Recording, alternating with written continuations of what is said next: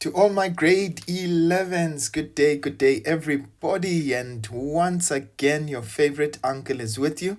Right, so I am going to be giving you this 2018 November exam, right? And I know that most of you are preparing for either your June exams, or it could be that you're watching this later, preparing for your final exams. But please don't forget to subscribe to the channel, right? If you're not part of the family yet. And of course, your favorite uncle will continue to give you some good content.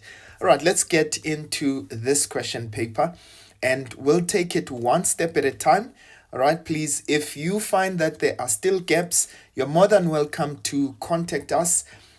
All the details that you need to contact us to get in touch with us will be on the description of this video. All right, let's get right into the paper. Right, so we're going to start with question 1 of this exam. Right, so they say to us we should solve for x in each of the following. Now remember, here on the first question, you already know what the value, rather it is in standard quadratic form and it is factorized. So we can already say that x will be equal to 0, or we know that 2x plus 1 will be equal to 0. Remember, you always make sure that you must have a 0 on the other side. So in this case, we're going to say 2x is equal to negative 1. And so if we divide by 2 on both sides, we know that x will be equal to negative 1 over 2. So those are your two solutions. Right, so I'm going to try and answer the questions as much as possible onto the question paper, and I'll just keep erasing them. All right, so on the next one, they say, so for x in this case, we're saying give the answer correct to 2 decimal places. So already when they say that to us, we know that we cannot factorize that expression. So we're going to use our quadratic formula. So in this case, already we know it's equal to 0 on the other side. So it's in standard form. So we know our a value will be equal to 5, our b value will be equal to 2, and our c value will be negative 6. So we know x is equal to negative b plus minus the square root of b squared minus 4ac divided by 2a. Right, so let's find the value of x. So this will be minus negative 2 plus minus the square root of.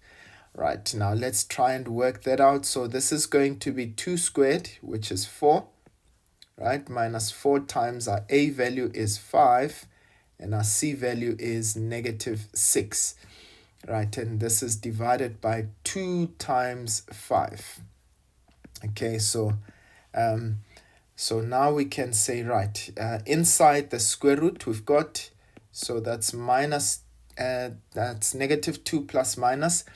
So we've got 4 plus. Now let's try and work out what is in our square root there.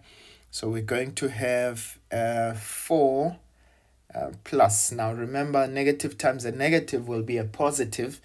So this will be 4 times 5 times 6. Okay, and so that gives us the square root of 124. Okay, so that's 124. This is divided by 10. Of course, now we can find our x values, right? We can say, well, that becomes negative 2 plus the square root of 124, and we divide all of that by 10. Okay, so I get 0.91. They said correct to 2 decimal places, right? Or our next one will be minus. Okay, so I will get x is equal to negative 1.31. Okay, so that is what we get for our values for x. Right, so in the event that it happens that I run out of space, we're obviously going to try and make some space. Okay, right, so that's how we solve that one. So let's go to the next question.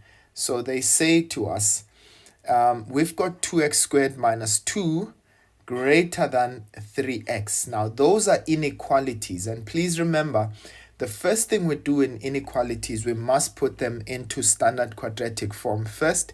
So this is going to be 2x squared. So this is 2x squared minus 2. Okay, in fact, let me take the 3x to the other side first. So that will be minus 3x minus 2. So this will be greater or equal to 0, right?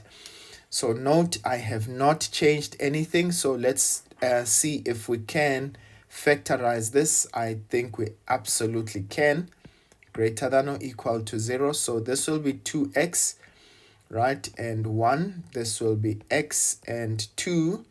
Okay, so we know that this is going to be negative and that positive. Right, now, first of all, we need to get our critical values, right?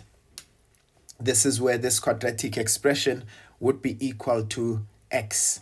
It would be equal to 0, right? So in this case, it would be if we were to solve it, we'd find x is equal to negative 1 over 2, right? If I solve that, make it equal to 0, or x is equal to 2.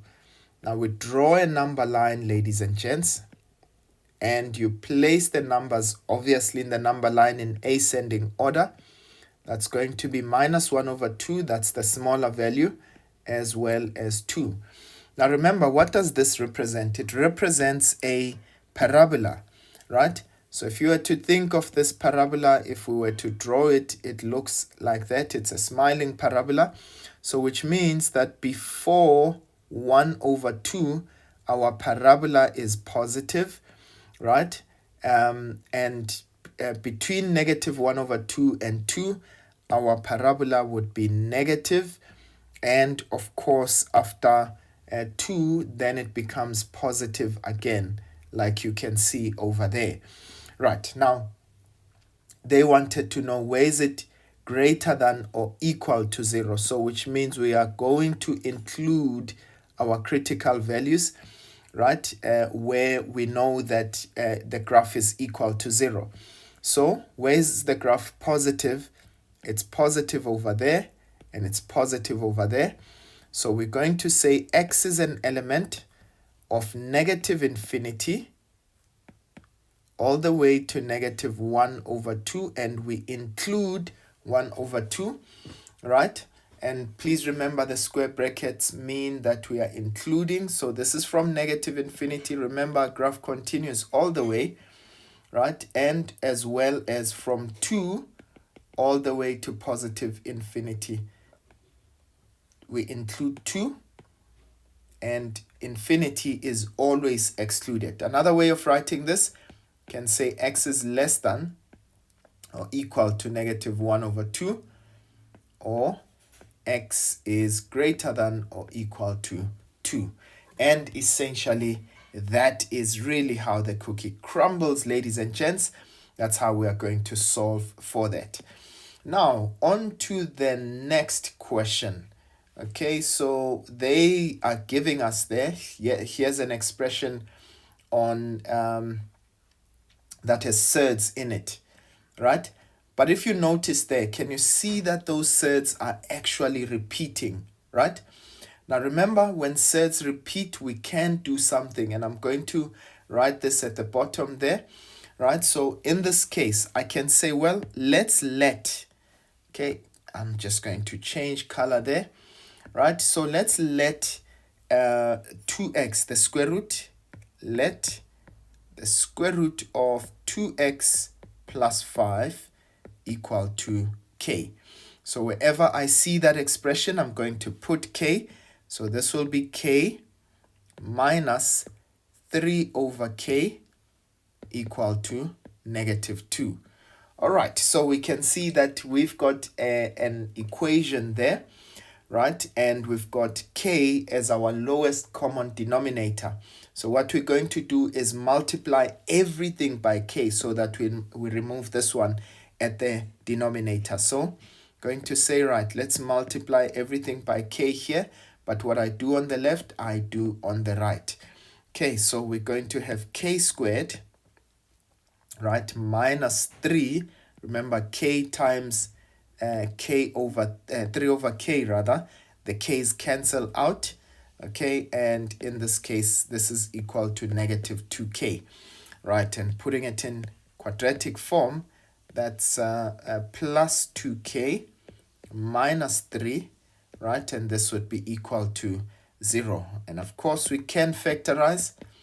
Okay, so that's k and k, and in this case factors of 3, that's going to be 3 and 1, and we know that the bigger product must give us the sign of the middle term, so k is negative 3 or k is equal to 1. All right, so there we go. Right, so remember what k represents. K represents the square root of 2x plus 5. So 2x plus 5, right, is equal to negative 3. So what does that already tell us? This is not applicable. Why? We cannot have a square root, a positive square root, give us a negative answer. So that solution there is not applicable. However, we can say that 2x plus 5 is equal to 1, right? And now let's solve for x. We're going to square on both sides. Okay, but what I do on the left, I do on the right. So this will be 2x plus 5 is equal to 1. And so 2x is equal to, if I take the 5 to the other side, becomes negative. So that's 1 minus 5, which gives us negative 4. And if we divide by 2 on either side, right, we get x is equal to negative 2. And please note, ladies and gents, please go and test it in your solution and see if it is plausible. But it looks like this will be our answer. Right, so note that x cannot be, in this case, we cannot have 2x plus 5 being less than 0, right? Okay, so so let's go to the next one. So they say to us we must solve for x and y simultaneously. All right, so we've got y plus x equal to 2. So that's our first equation. And our second equation, we've got x squared plus 3xy plus 8. Okay, so our second one is x squared plus 3xy plus 8 equal to 0. Okay, and so this becomes our equation 1 and equation 2. Now remember, ladies and gents, when it comes to a simultaneous equation, just to verify that we've got that correctly, right? Yeah, I think we are fine. Okay, so the first thing that you do is always take the linear equation and try to make one of your variables the subject of the formula. Now, in this case, it wouldn't really matter whether you make x or y the subject of the formula. I'm just going to go on and make y the subject of the formula. So from equation 1, so it means y would be equal to 2 minus x, okay?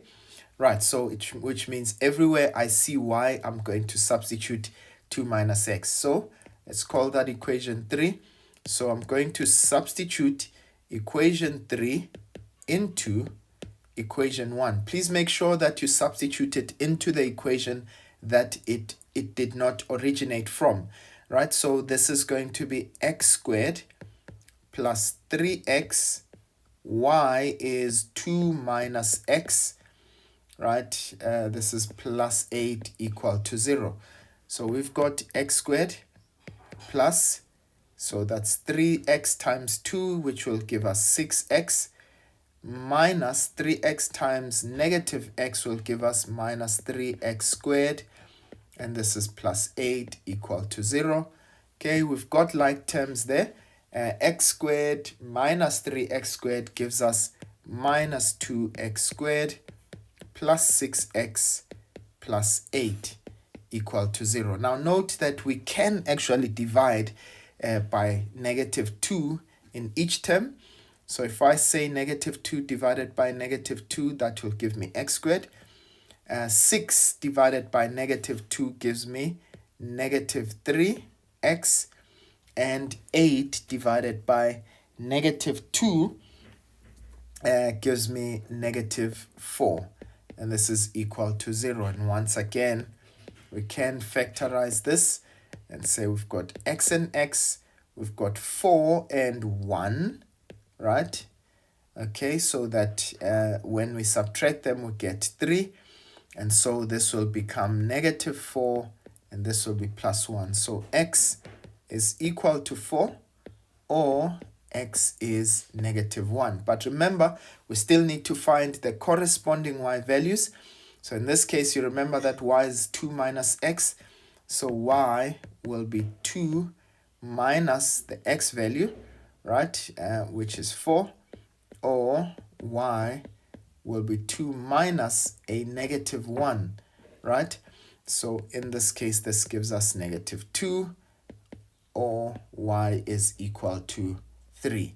So those are the values for y when we solve simultaneously. All right, so let's go to the very next one. Okay, so for 1.3, and if you don't mind, just for us, for it to be easy for us to solve, I'm just going to make some space over here. All right, so they say to us, okay, let's just remove all of this first. Okay, right, so they say the roots of the equation f of x is equal to, all right, x is equals to 4 plus minus the square root of that entire expression under the square root divided by 2m. Now they're asking us, determine the values of m for which the roots will be non-real, right? Now please note, ladies and gents, this would have been nature, or this is nature of roots, right? And what in this case causes for roots to be non-real? So if you note, this is our delta, okay? And this inside the square root cannot be negative, right? But in this case, to have a non-real roots, it would mean that this under the square root would be less than 0, okay? Right, so in this case, I'm just simply going to say, well, we've got 16, so delta must be less than 0. So that means that 16 minus 4m into m negative m plus 5, right, must be less than 0 in order for roots to be non-real. So in this case, it means that we've got 16 minus, actually plus 4m squared, if we multiply there, right, and negative 4m times 5 will give us negative 20m less than 0, right? So let's put it again in standard quadratic form. So we've got 4m squared minus 20m, that's plus 16 is less than 0. Now notice, ladies and gents, we can divide everything by 4 there, right? So we've got m squared minus 5m, right? That's 20 divided by 4, that will give us 5. And 16 divided by 4 gives us 4, right? So now, which means that we're going to again find our critical values. That's going to be m and 4. That's m and 1, right? And both are negative. Please, if you haven't watched my videos on factorization, I try to make it as simple as possible so that you can factorize very quickly. So what are our critical values in this case, right? Our critical values are going to be at 1 and 4. So if we drew the number line again, right? So this is going to be 1, and that's going to be 4. Remember to always put your values in ascending order, right? This is again a parabola, right? That's plus, minus, and plus. So in this case, which means we're going to exclude where the graph is 0 because they only said less than 0, right? Now, where is the graph negative? It is negative between 1 and 4. So what is our answer in this case? So that would simply be x would be an element of 1 excluded to 4. Otherwise, if you want to put it in inequality form, it simply means x is less than 4 and x is greater than 1. All right, so that is essentially how we're going to answer that question, ladies and gents. Right, let's go on to the next one. They say to us, show that the maximum value of minus x squared plus 4x plus 12 is 4. Right, now where would you say the maximum value of this expression is? Now you'll notice this is a parabola, right? Now where is a parabola maximum? Definitely at the turning point, right? So if we can find the turning point of that, right, the y value of the turning point, which is our maximum value, then we can find out where this value is, right? So what you can do, the simplest way to go about that question, right? Okay, let me just clear that a bit. Okay, now the simplest way to go about that is to take that expression, right, and find the turning point, so minus b over 2a. So this is minus x squared. So you've got minus x squared. This is plus 4x plus 12. Okay, so we've got this expression over here.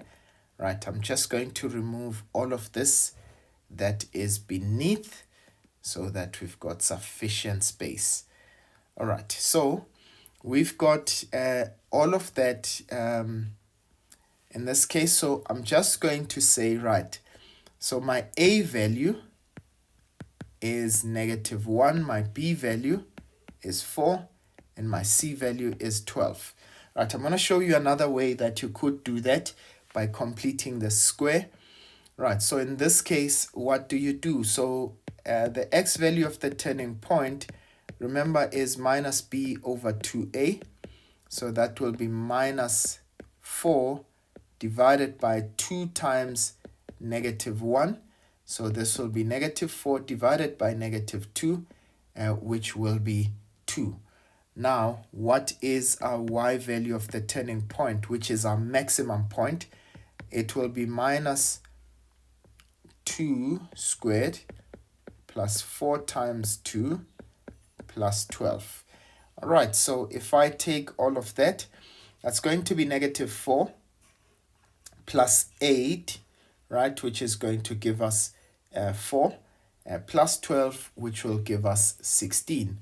Now remember, which means that that would be the square root. So the maximum value,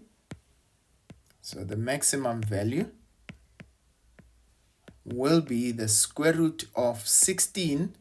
And guess what? The square root of 16 is definitely equal to 4. Right, now, if you wanted to do that by completing the square, actually, I'm just going to do it over here. Right, so if you wanted to do that by completing the square, right, remember, so what do? You say, well, this is going to be minus x squared plus 4x plus 12. Okay, so notice if we wanted to complete the square there, we would say, well, this is, we're going to just simply divide, in this case, by the negative, okay? Just for these two. So I'm going to put the 12 aside, and I'm going to have negative. Now note, this is going to be x squared, right, minus 4x. All right, so all I've done is to isolate the 12, right? Just put it aside, and I've got the negative x squared minus 4x. And please remember, in this case, I'm taking that out as my negative so that I have a positive bracket inside. Right, so now you simply say, well, you take the middle term, right? You divide by 2 and you square it. So that's minus 4 over 2 squared. And what does that give us? Negative 4 over 2 gives us negative 2, right? And negative 2 squared, that will give us 4. So which means I can add here, and I'm going to just put plus 4, okay? But remember, in this case, what have I actually done, right? I have put a 4 inside the bracket, but if I multiply it by the negative, it becomes negative 4. So to try and cancel it, I've just added a negative 4.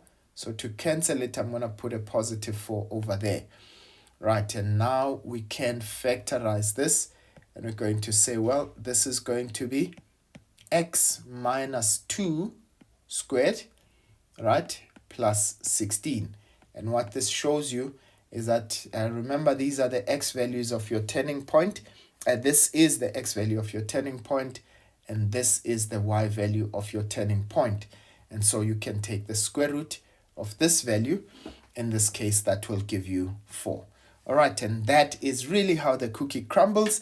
And let's go now to question 2. Off to question 2. So we've got 2x minus 3 and all of that expression. They say simplify rather fully without using a calculator. So now what we are going to do, I'm just going to answer it onto here. Right, so note that because you've got a negative sign, you cannot just use your exponential rules, right? Now, in this case, what I'm going to do is let's write this down, okay, in that format. So this is 2x times 2 negative 3 minus 3 times, we've got 2 to the exponent x times 2 exponent 1. Right, remember we say if the bases are the same and we're multiplying, we can add the exponents, right? But now I'm actually reversing that law, right? So now at the denominator, we've got 2 exponent x times 2 exponent negative 2. Right, I want you to note at the top, do you notice that you've got 2 exponent x as a common factor? So I can take that out as my common factor. And now what will I be left with? 2 exponent negative 3 minus, now I've got 3 times 2 to the exponent 1, which will give me 6, right? That's 3 times 2, right? Divided by, we've got 2 exponent x multiplied by 2 exponent negative 2. All right, so you can see this and that cancel. Right, now what is 2 exponent negative 3? This is the same as saying 1 over 2 exponent 3. So this is 1 over 2 exponent 3, which is 8 minus 6 divided by, okay, that's going to be, and please remember, this is, they did say that without the use of a calculator, right? So this is divided by 2 exponent negative 2, which is the same as 1 over 2 exponent 2, which is 4, right? Now to try and simplify this, what I'm going to do, ladies and gents, is what about multiplying by 4? But before we do that, okay, in fact, let's do that first. So I'm going to multiply both the bottom and the top by 4. Right, so notice this cancels with that. Now, what do you have? You've got 4 times 1 over 8, right, which is 1 over 2.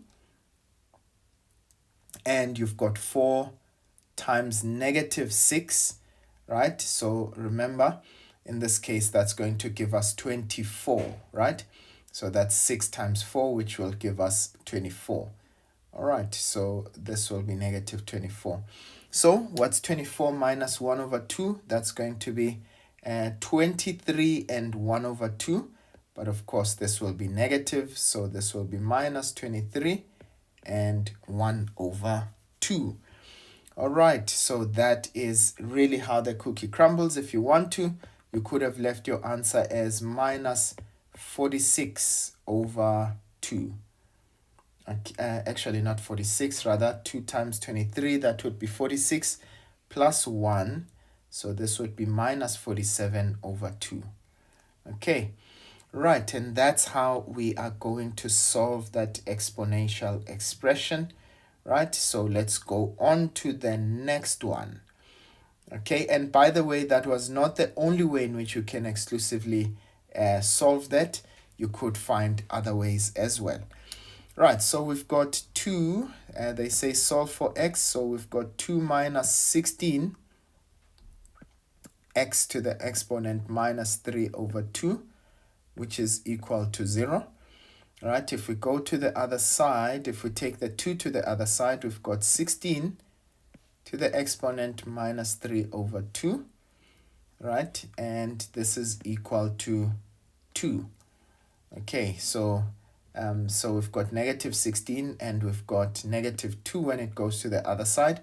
And if I divide both by negative 1 or multiply by negative 1, that they both become positive. So I'm going to divide by 16 on each side. Okay, so I've got x to the exponent minus 3 over 2 is equal to 1 over 8, right? So remember, 2 into itself once, and into 16 it goes 8 times. Right, now let's write this as 1 over 2 exponent 3.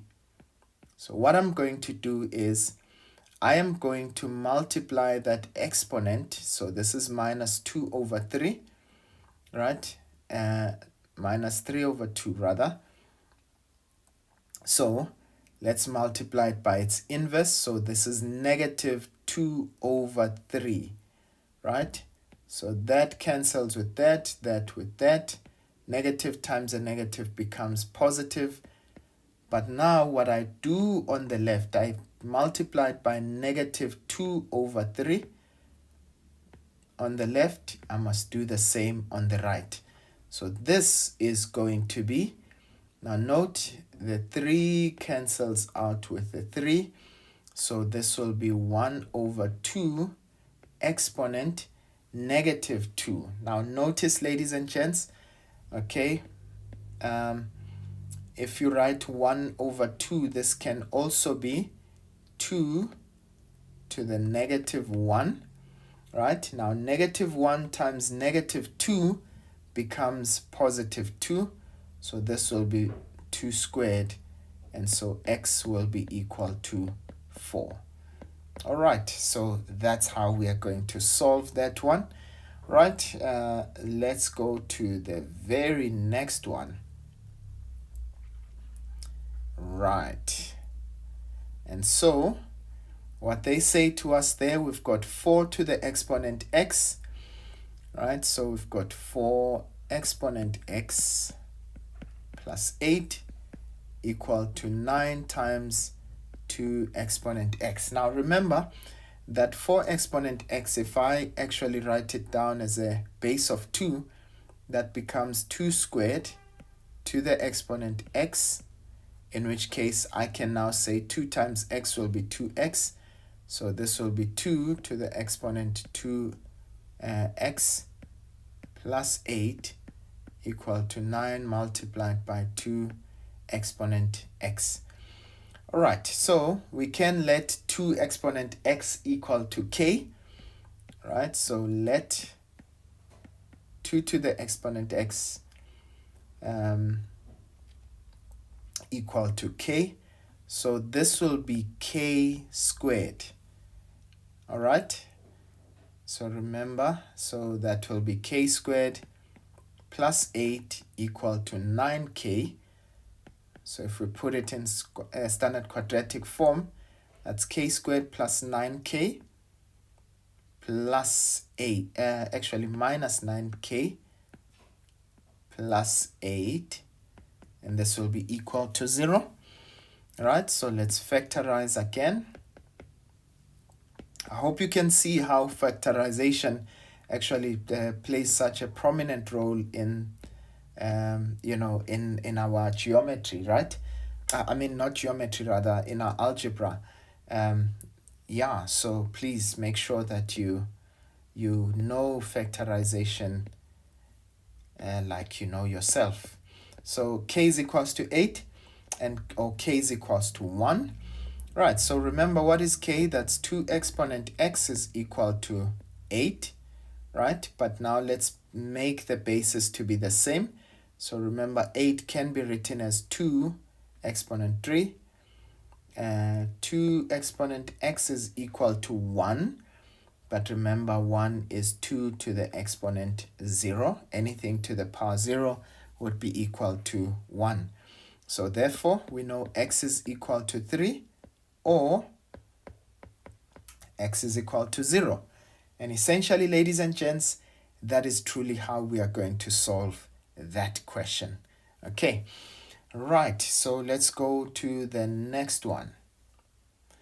All right, so we've got there x. All right, let's just get rid of this guy here. Right, so now we are given x, actually 9 to the root of x, okay, which is equal to 243.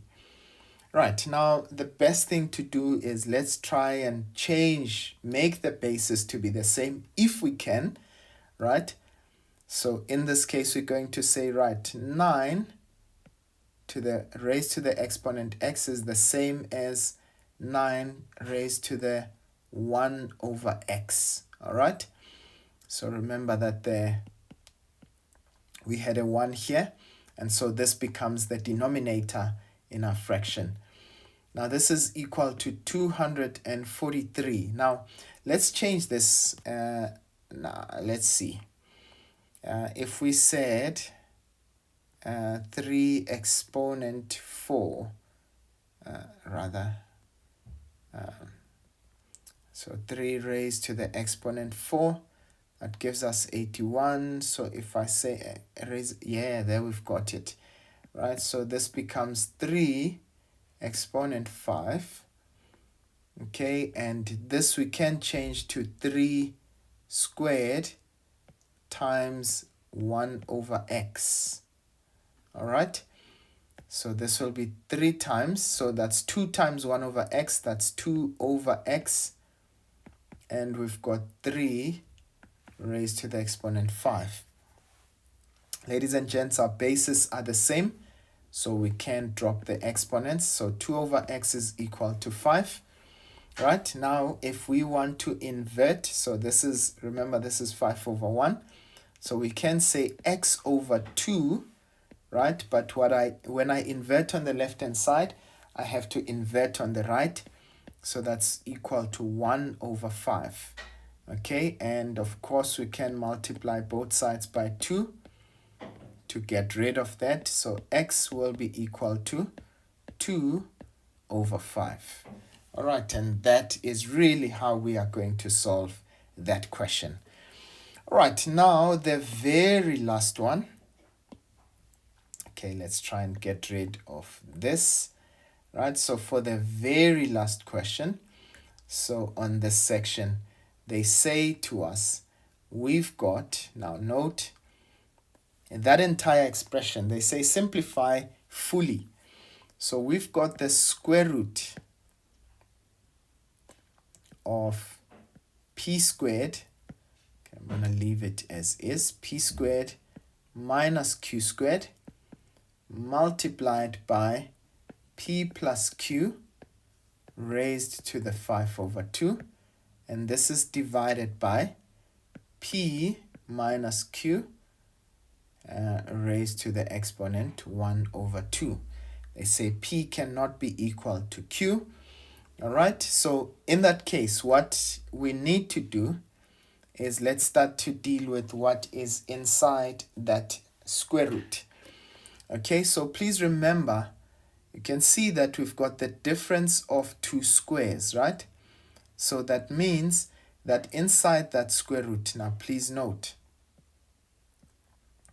inside that square root, we can write this as p plus q and p minus q. All of that under the square root.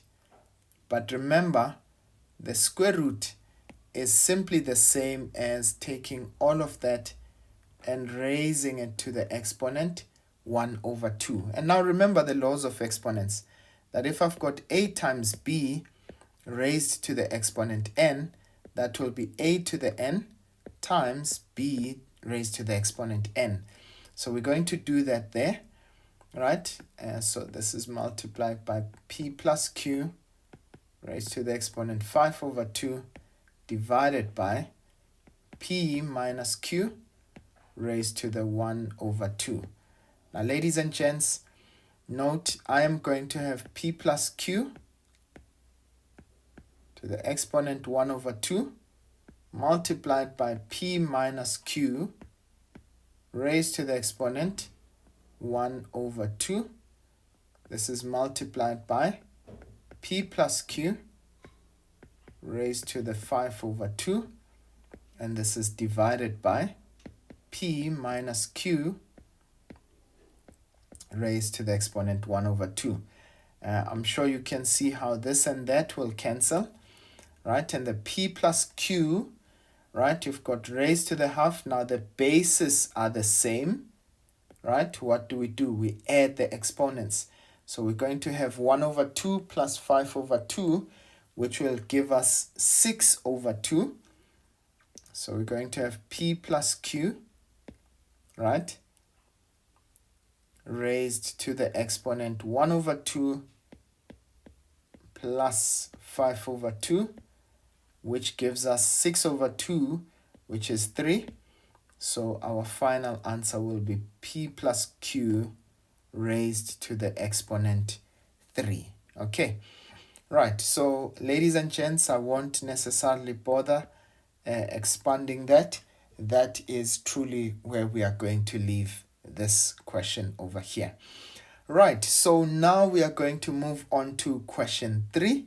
I hope that you really understood and enjoyed this. Let's go to the next one. Right, let's hop on to question 3. They say, given the linear pattern 7, 2, and negative 3, determine the general term Tn of the linear pattern. Now remember, ladies and gents, when it comes to linear patterns, right, so what we simply say is that we've got Tn, this is a plus n minus 1 times d, right? Our a value in this case is 7, right? And now what's our d value? So our d value, remember you say t2 minus t1. They've already told us it's a linear pattern. So we're going to have 2 minus 7, right? And that will give us negative 5. And you can see if you said 2 minus 5, even for the to obtain the third term, it does give you negative 3. So which means our common difference is going to be negative 5.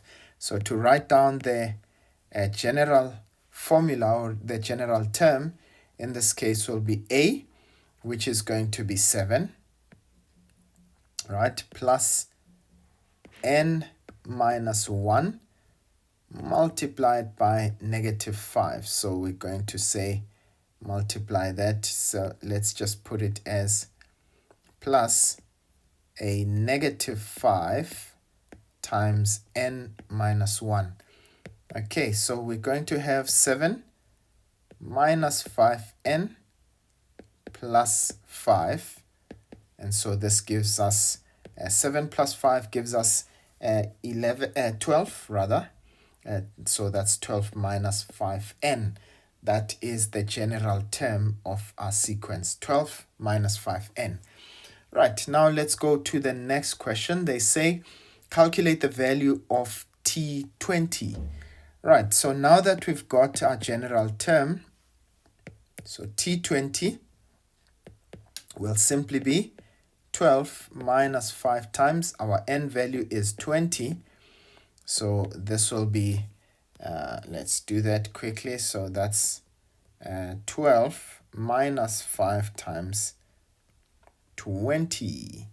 And that will give us negative 88. Okay, so that's our 20th term. right? They say which term rather in the pattern has a value of negative 138.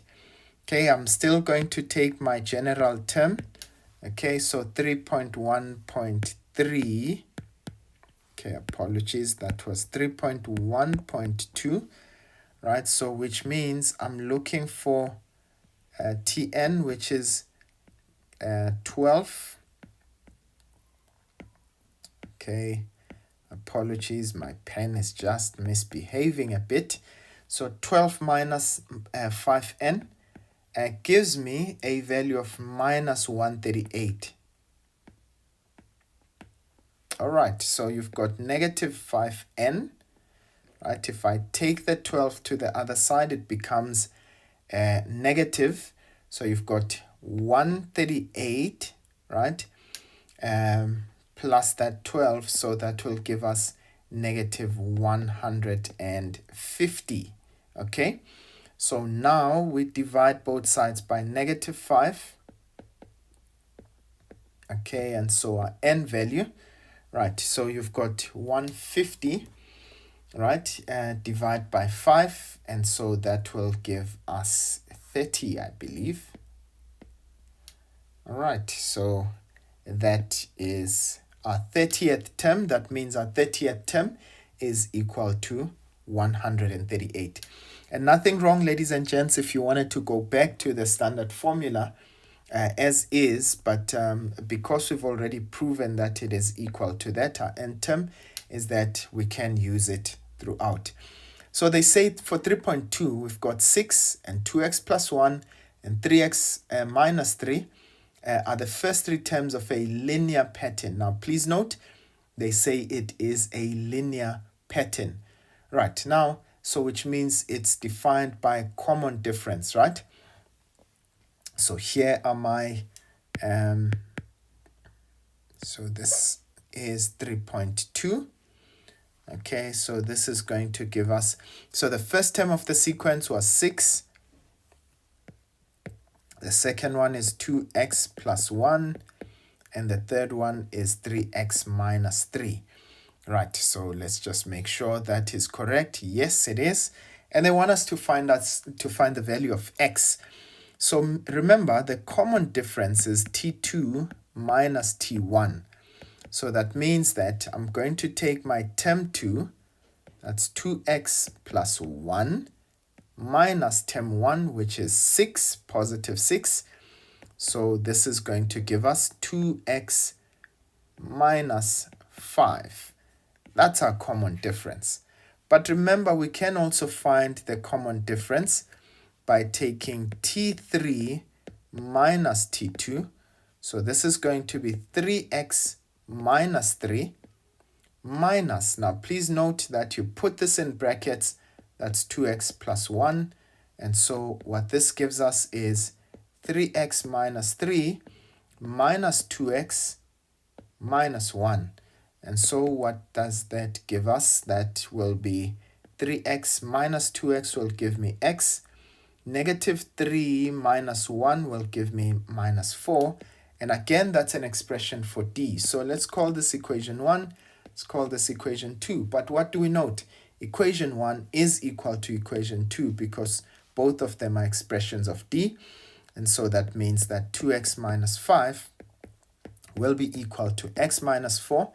So let's solve this. So 2x minus x will give me x.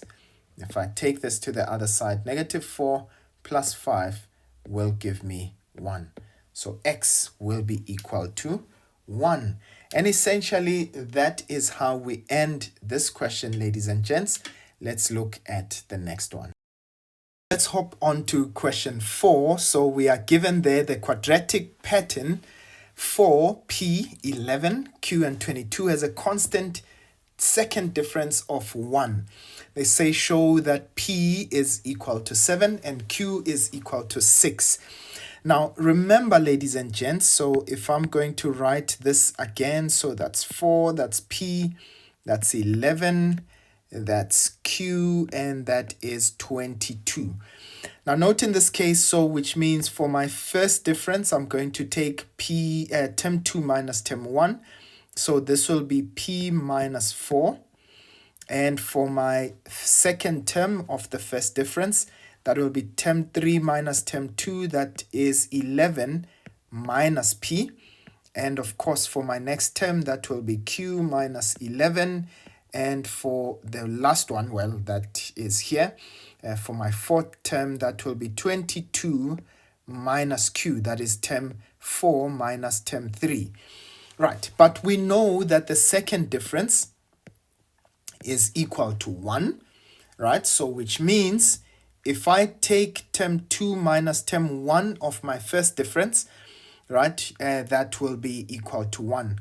So this simply means that p minus 4, actually, this means that 11 minus p minus p minus 4 will be equal to 1. So let's work out the value of p from this. So this would be 11 minus p plus 4. This is equal to 1. And I've got minus p, which will give me minus 2p. And we've got 11 plus 4, which is 15. But if we take it to the other side, it's 1 minus 15, which will give us negative 14. And if we divide by negative 2 on either side, we'll get p is equal to 7. All right, so we found p equal to 7. Now let's get the value of q. So to get the value of q, I can take the second term, right, or rather term 3 of the first difference minus term 2. So in this case, I'm going to say term 3 minus term 2. So we have, okay, so I'm just going to proceed on to this side.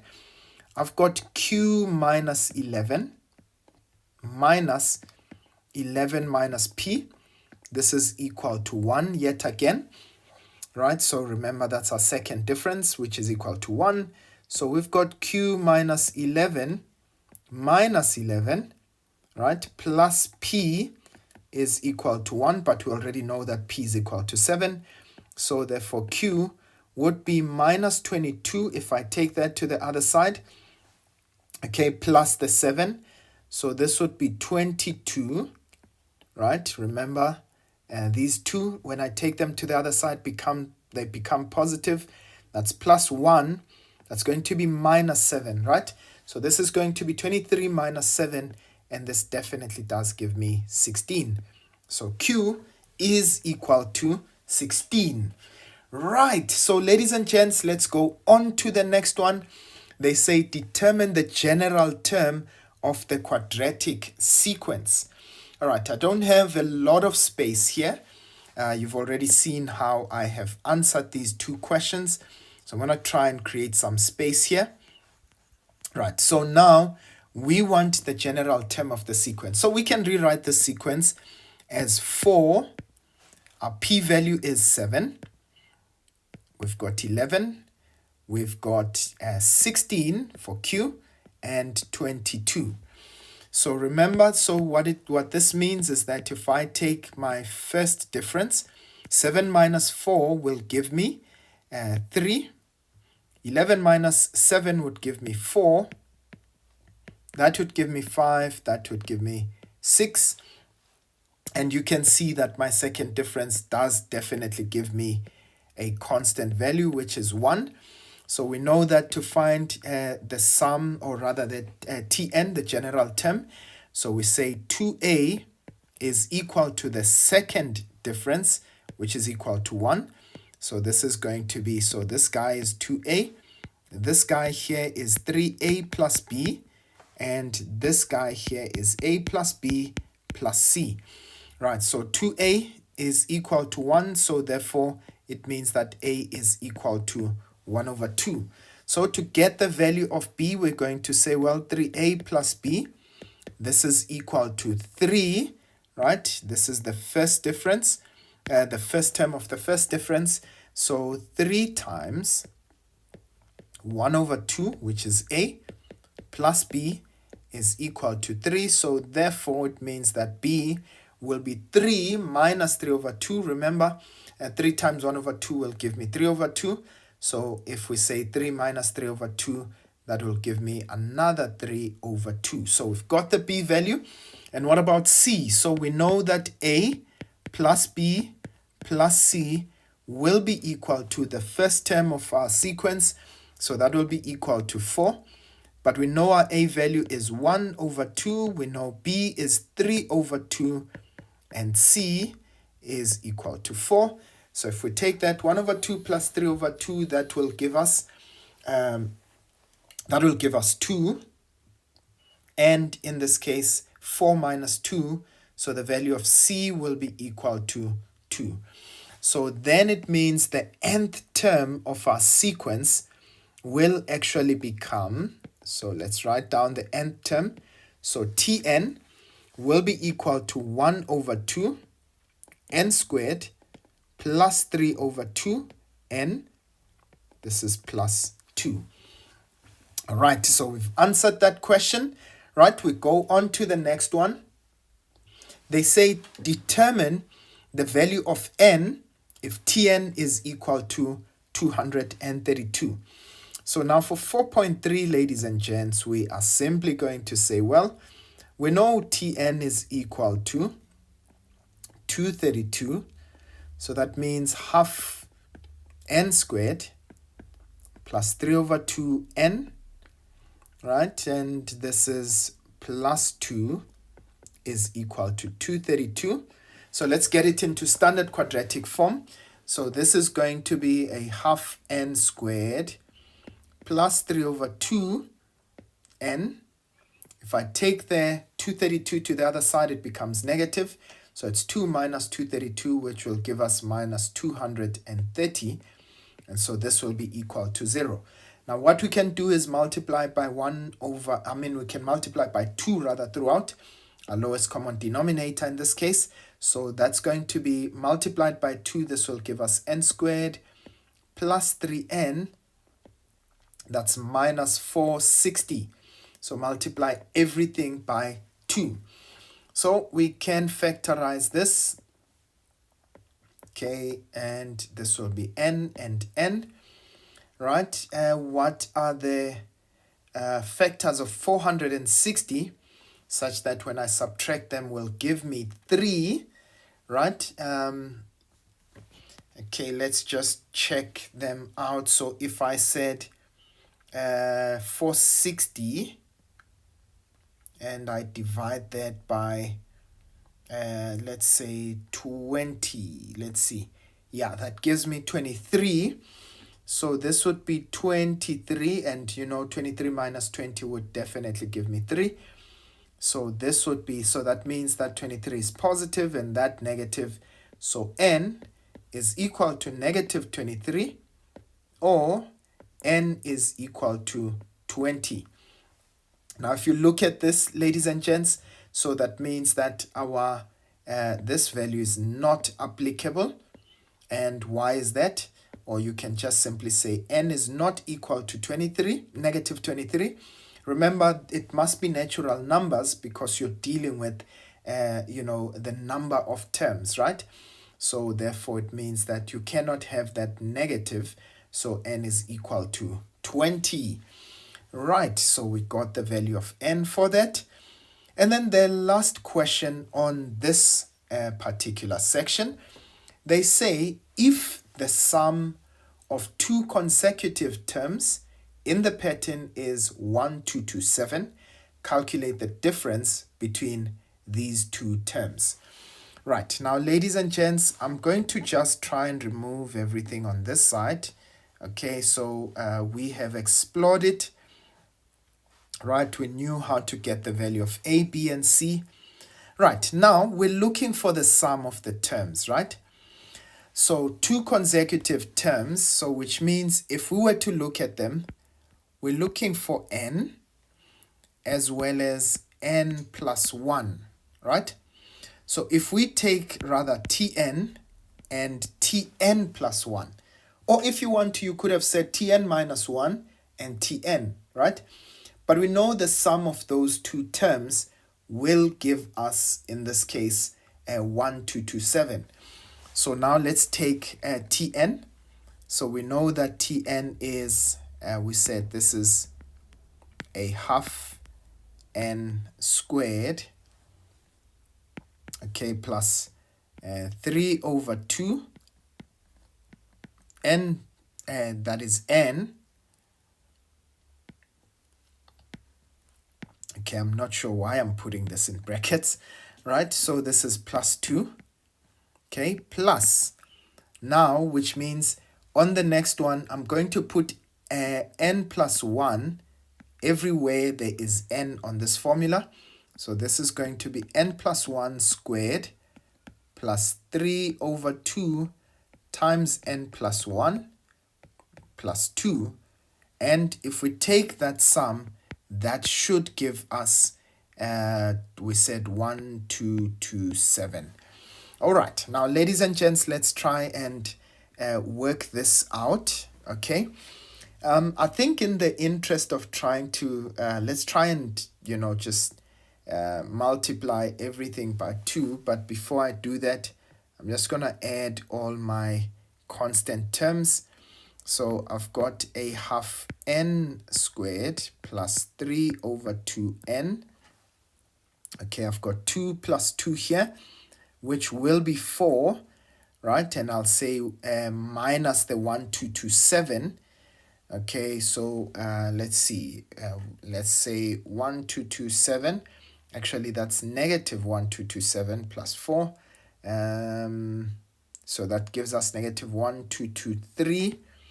So let's say this is plus half of n plus 1 squared plus 3 over 2 into n plus 1. Okay, and we said minus 1223. This should be equal to 0. Now, what I'm going to do is just simply multiply everything by 2, because I'm trying to get rid of these halves, right? So we've got n squared plus 3n, okay, plus n plus 1 squared plus 3 times n plus 1. Okay, that's minus. Now remember to multiply this by 2. So this will be minus 2446 is equal to 0. Okay, so let's expand on where we can expand. So this is going to give us n squared plus 3n, right? So this is going to be n squared plus 2n plus 1. Okay, this is plus 3n plus 3 minus, okay, so that will be minus 2446 equal to 0. So I'm just going to look for some space on the other side as well, okay, just to try and get some space over there. All right, so okay, there we have it. Okay, so let's add all our like terms. So there we've got our n squared terms. That will be 2n squared, right? I've got 3n, I've got 2n, I've got 3n, so that will give me 8n. Okay, this is plus 8n. And now I have 1 plus 3, which is 4, right? Minus that 2446. I think that will give me minus 2442, which is equal to 0. Now let's divide everything by 2. So I've got n squared plus 4n minus 1221, and this is equal to 0. Now, ladies and gents, let's try and see if we can actually factorize that. So we've got 1221. Okay, let's see if we divide it by 11. Okay, all right, so factors of 1221 such that when I subtract them, they give me 4. Okay, so let's say 1221 divided by, all right, let's see what factor can we use there. Okay, all right, let's just pick a value. 121, nope. That's 12, nope. That's 11. So that's 111. Okay. So if we try out another one, so let's say 1221. We saw that it's a factor of 11. Let's try, yeah, so if we try out divide by 33, that gives us 37, and definitely that the difference between those would give us 4. So this would be N33 as well as and N37, right? So in this case, we know that the 37 would be positive, okay, and that would be negative. And so that means that N is equal to 33. And again, can you see we get a negative for the other one? So we know that N cannot be equal to negative 37. Right, so which means our two terms would have to be 33, right? So it would be T33 and it would be T34, N plus 1, right? So now they wanted us to calculate the difference between the two terms. So we're going to now say, well, T34 minus T33. Okay. Now note in this case, again, we're going to just simply substitute back into the original equation, right? So we're going to say this is half of, that's 34 squared plus 3 over 2 times 34. That's plus 2. That's minus, now remember, this is going to be half of 33 squared plus 3 over 2. Okay, let's just write it down beneath. So that's 3 over 2 times 33 plus 2. Right, so I'm just going to put this all in the calculator, right? So we wanted the difference between those two terms. So I'm going to say this is 1 over 2 into 34, right? Remember, this is squared, plus 3 over 2, right? And we're multiplying that by 34, and we add 2 to it. Okay, so we get that answer 631, and we're going to subtract from it, right? So this is going to be 1 over 2 again, 1 over 2 into, okay, so that's 1 over 2 into 33, and we said squared, okay, plus 3 over 2. Again, this is into 33. And finally, this is plus 2, right? Okay, and so the difference between those two terms would essentially be equal to 35. So we didn't work out what the terms actually are. You can do that. Find T34 and T33, right? And once you found those terms, work out the difference between them. And so your answer should actually give you 35 as well. Ladies and gents, I hope that you understood this one. Let's jump into question 5. Briefly, as we go on to question 5, so we are going into functions now. They say, given that we've got f of x, which is 4 over x minus 3 plus 2, and g of x is equal to x plus 2. They say, write down the equation of the asymptotes of f. Now, ladies and gents, I think it's important for us to note in this case, whenever you've got a hyperbola, right, that this represents, remember this is our vertical asymptote, right? And this would represent a horizontal asymptote.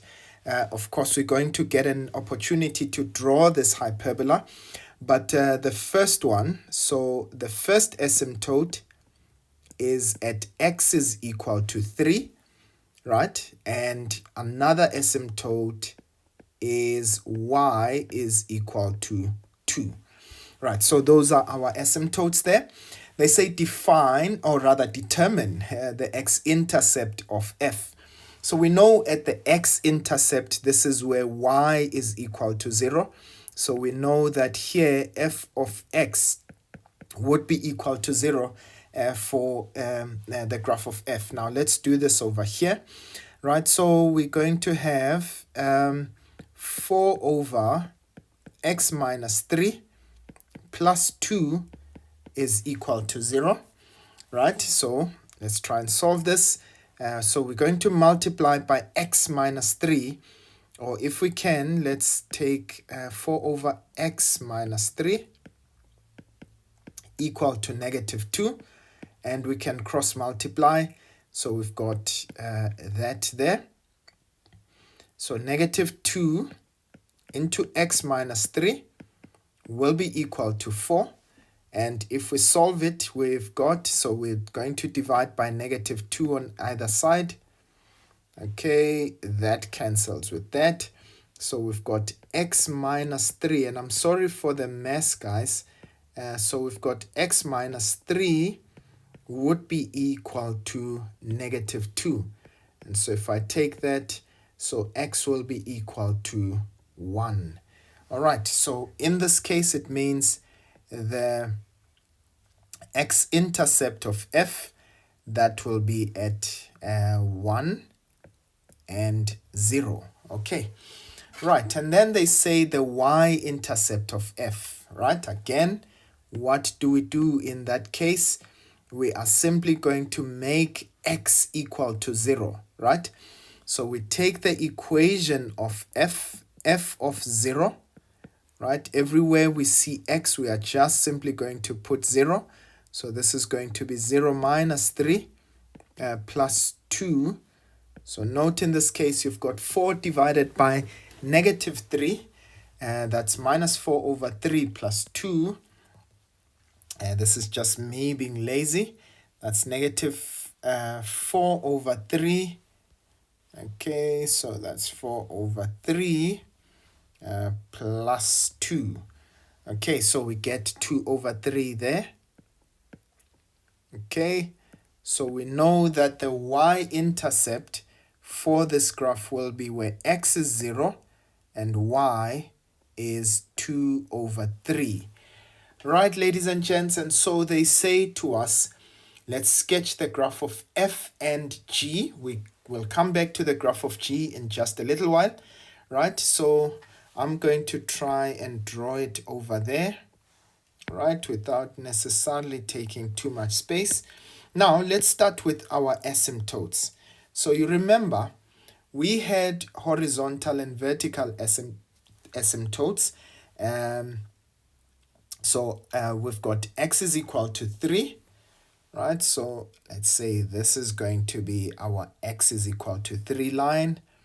Okay, and we also have y is equal to 2. So positive 2.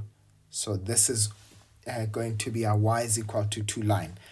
Right, so if we draw the graph of f, so there's the first portion. Our a value is positive, so that would be the first portion of our graph. Now, the other graph would be over there. All right, and now we need to give the x-intercept and the y-intercept. Now, we said it's at 1 and 0, so we know this point here, this is going to be 1 and 0, so that's 1 there.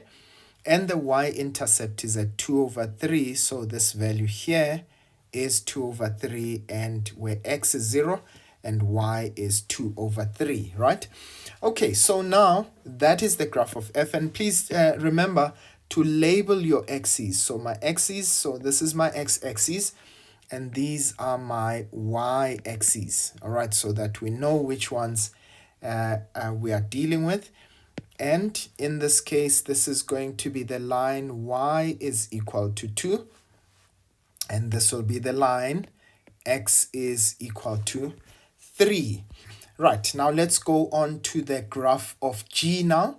Right, so the graph of G, I know that for the y-intercept, let's start with the x-intercept, right? We know y will be equal to 0, so that will be x plus 2, or rather let me say x plus 2 is equal to 0. Okay, so which means that we've got minus 2, right? And the y-intercept, remember, I'm simply going to substitute x is equal to 0, so the y-intercept is at positive 2. So that's easy, right? X is negative 2, right? So let's draw that graph there. So x is negative 2 and y is positive 2. So let's draw that graph there. Okay, now of course my graphs are not drawn to scale, so there will be just a slight difference there. Right, let me just draw it in black. Okay, and let's put those 2 points together. All right, it will be just a little bit out of range for the other graph. Okay, so in this case, I am just simply going to draw the graph like that. All right, now of course you are going to do it a little bit better than I did. I'm quite certain there would be an intersection. If I actually continued this graph and continued with this graph, they would intersect at some point over there. All right, but for fear of, just making the drawing look clumsy, I'm just going to leave my graph over there. Right, so let's go on to the next part of the question. So we've drawn a graph, we've showed our asymptotes, we've showed our intercepts. Now they say to us, calculate the x coordinate, or coordinates rather, of the points of intersection of F and G. Now, ladies and gents, what we're going to do is we're going to simply say, where is f of x equal to g of x, right? So that will be 5.5. So that's 5.5. So now we're simply saying this graph is 4 over x minus 3, right, plus 2. Okay, and that will be equal to x plus 2. Okay, so let's try and solve that out. So this will be 4 over x minus 3, which will be, if I take the 2 to the other side, those 2's cancel. That's 2 minus 2. And so this will be equal to x. Okay, right. So now let's cross multiply. So that's x over 1. So we end up with x squared. So that's x times x minus 3 times x, which is minus 3x, right, is equal to 4. But if I take the 4 to the other side, that becomes negative 4, right, which is equal to 0. And so if we factorize, and I'm quite certain that you see, guys, how factorization is important, right? So in this case, that's going to be minus 4 and plus 1. So the graphs intersect at x is equal to 4 and x is equal to negative 1. Right, but we said we are looking for the x coordinates. Okay, so that should be sufficient. All right, so which means this point here must be at x is negative 1. But as I did say, they will intersect at some point. If we continued with this graph and continued with the other graph, that value would be at x is equal to 4. Right, ladies and gents, so those are the two x values where the two graphs will actually intersect. Right, now for the next question, they say to us, if x is less than 3, So they are simply saying we need to look on this side of these graphs, right? They say determine the values of x for which the graph, right? Now notice this is going to be f of x, right, is less than g of x. So we want on the left hand side of our asymptote, right, where the graph of f is beneath or below the graph of g. Now let's quickly check where that is happening, right? So we want where the hyperbola, right, will be below the, there we go. So if you look here, right, from -1, right, the two graphs intersected at that point. But if you go to the left of that, the graph of f is above the graph of g, right? But then after they intersect between these points here, the graph of g is actually greater than the graph of f. It's literally above. So in this case, which means this will happen, ladies and gents, and please I want you to note, where x is an element. Now because they said less than and not less than or equal to, so we'll say x is an element of, so from -1, right, which is excluded because the graphs are equal there, all the way until 3, right? But remember we're going to exclude 3 because the graph of f does not exist at 3, right? Even though it still satisfies those conditions. So in that case, or you can simply write this as x is less than 3 and greater than -1. Nothing wrong if you want to write it in that format. Okay, and the final one, they say the line y is equal to x minus 1 cuts at P, which is 1 and 0, okay? And they say, and Q, write down the coordinates of Q. Right. Now, ladies and gents, I want you to note in this case, 1 and 0, that would be, I just removed that, but let's get it back again. Right, so, which means that graph would actually cut through, let me just indicate there with a different color, would pass through this point here, right? So it would pass through this point, okay, and it would pass through another point in this case. So they want to know, so this would be point Q. So we want to know where point Q would be, right? So now I am simply going to say, right, let's take the graph of f of x. So that's 4 over x minus 3, right, plus 2. This would be equal to, right, the graph of x minus 1. So this will be equal to x minus 1. So let's try and solve this. That's 4 over x minus 3. If I take the 2 to the other side, that becomes negative. So that will be equal to x minus 3, right? So now look at this. This is over 1. So if we cross multiply, we'll have x minus 3 squared, x minus 3 times x minus 3, which is equal to 4. And in this case, if I take the square root on both sides, I've got, so I'm going to take square root, but remember that becomes plus or minus. So this is going to be x minus 3 is equal to plus or minus 2, right? So now we've got x minus 3 is equal to 2, or x minus 3 is equal to negative 2. All right, so this is x is equal to 5, or x is equal to negative, actually positive 1. And we can see this is that point P that they were referring to, right? So now we need to get the corresponding y value for this, okay? And to get that corresponding y value, all we need to do is substitute x is equal to 5 into any of the two equations, right? I'm going to substitute it into x minus 1 because that's the other graph.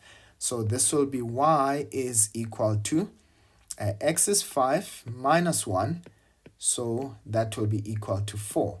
So the coordinates of the point Q should be equal to x is 5 and y is 4. Right? So that's 5 and 4. And those are the coordinates of Q, ladies and gents. I hope that does make perfect sense, right? And let's move on to the next question. We hop on to question 6. They say to us we've got the diagram below that shows the graph of f of x. That's negative x minus 3 all squared plus 25. And g of x is equal to 2 with base 1 over 2 raised to the exponent x plus 1 minus 4. Now they say to us the graph of f cuts the x-axis at A, right? And that's A and C. The y-axis at E and as a turning point at D. They say the graph of G cuts the x-axis at A and the y-axis at B. Right, now ladies and gents, let's get right into it. So first of all, they've given us the parabola in that format, right? In the format A into x minus p all squared plus q. And remember, once they give you the parabola in this manner, which means I already know what my turning point values are. My turning point will be simply 3 and 25, right? And we've got an exponential graph, okay? And for this exponential graph, we can see that in this case, we are going to have, right, this has been shifted, okay, vertically in this case. And we can see that it's been shifted by negative 4. But we'll get into that in just a little while. Right, now they say to us, write down the equation of the asymptotes of G. Right, now there is only one asymptote for G, right? And that is the horizontal asymptote, okay? So it's this guy over here. So this is the line that the graph of G will not, pass through, right? So where it becomes undefined. So what would be that asymptote? That would simply be y, okay, is equal to negative 4, right? So that would be our vertical asymptote in that case, our horizontal asymptote rather. Okay, and they say to us, write down the coordinates of D, right? Now, the fact that they said write them down, it means that we can read them off. So we know x will be equal to 3. Note that the x value changes sign and the y value would be 25. And please, I don't mind if we actually go and put that onto our diagram. So that's 3 and 25. Okay. Right, and then they say to us, write down the range of f, right? So note the maximum value for f would be 25, and it goes all the way to negative infinity, right, if you go all the way down. So that means the range would be y is an element of negative infinity all the way to 25, and please you include that. Or you can simply say y is less than or equal to 25. Okay, right, so that would be the range. Now, they want us to calculate the length EB. Now, notice that the length of EB or the length EB would be the difference between the y-intercepts. Okay, so that let's find the y-intercept of F as well as the y-intercept of G. So what happens at the y-intercept? We know this is where x is equal to 0. So for E, we're going to say f of 0. And this would be minus 0 minus 3 squared plus 25. Okay, so that will be negative 3 squared is 9. right? So that's minus 9 plus 25, and that would give us 16, right? So f of 0 is 16. So I already know that the point E would be 16 over there, right? And what about the value at B? So for B, I would say, well, this is going to be g of 0, okay? That's our y-intercept, so that's 2 times 1 over 2 raised to the exponent. Now x is 0, so that's 0 plus 1, okay, minus 4.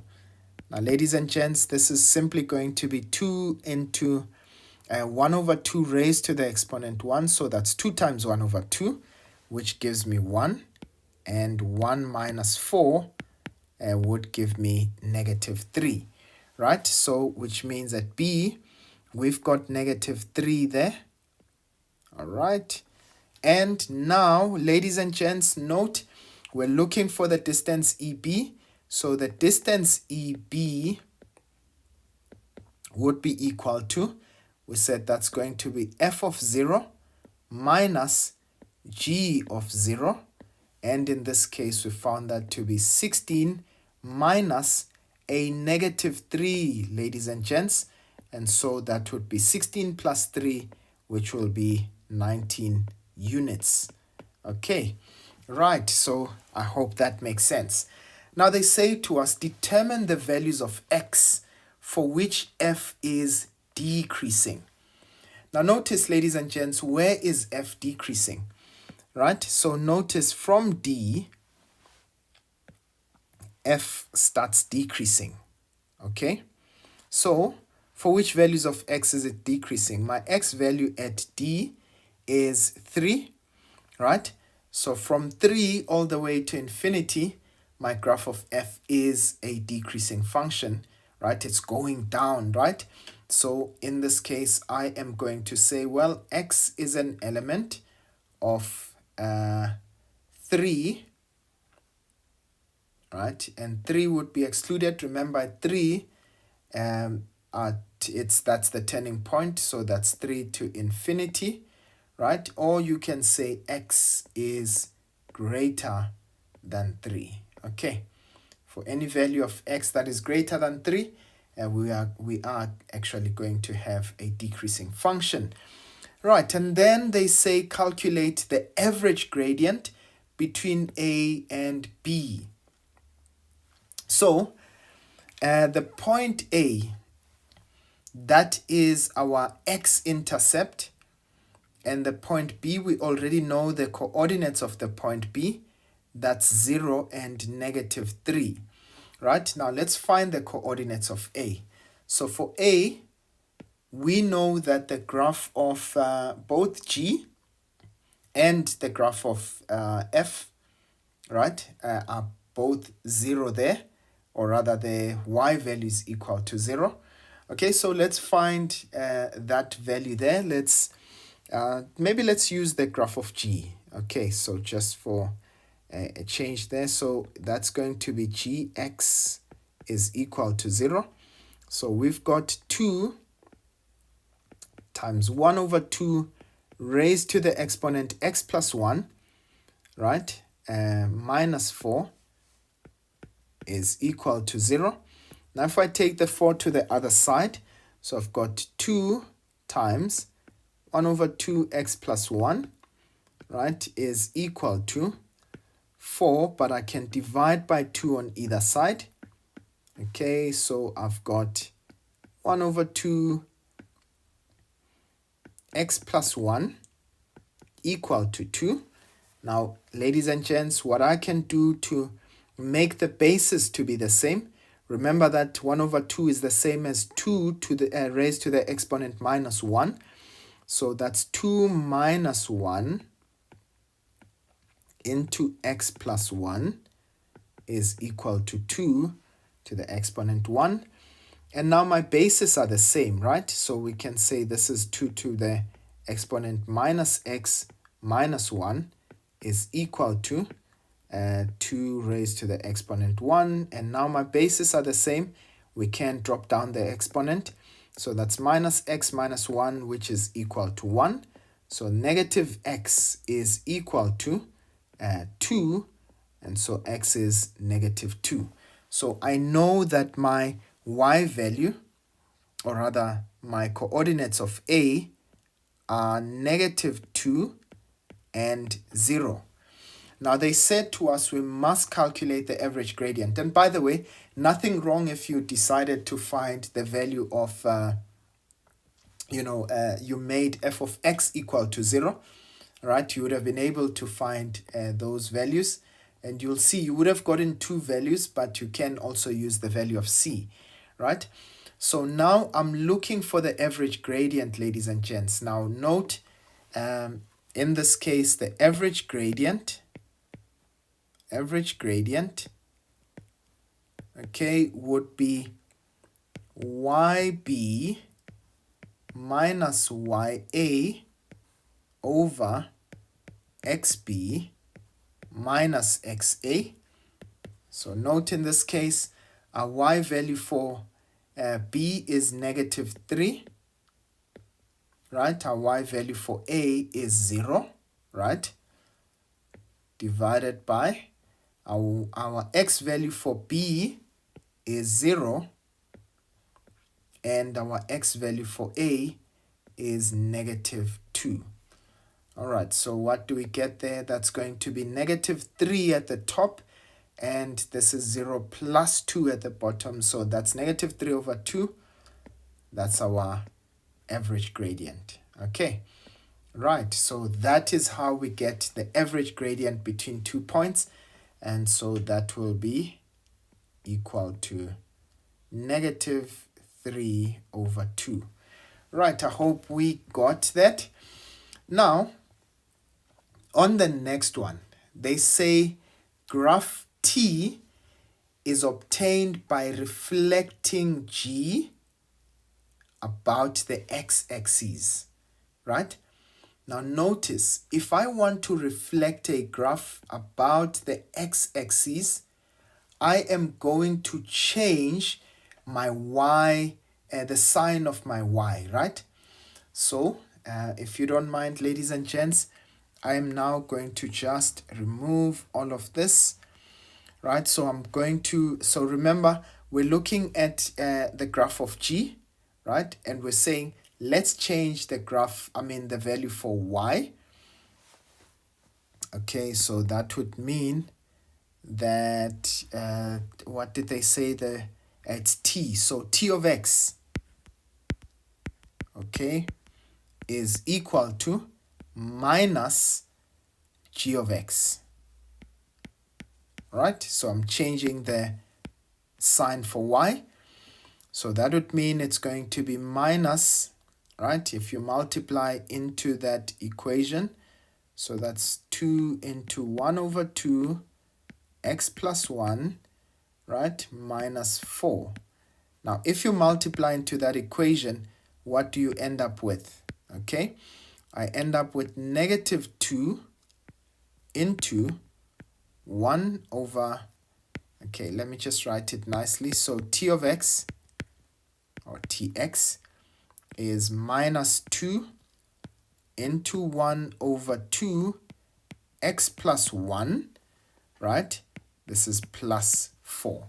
So everything changes sign, right, in terms of those coefficients, right? So that would be the equation for t of x.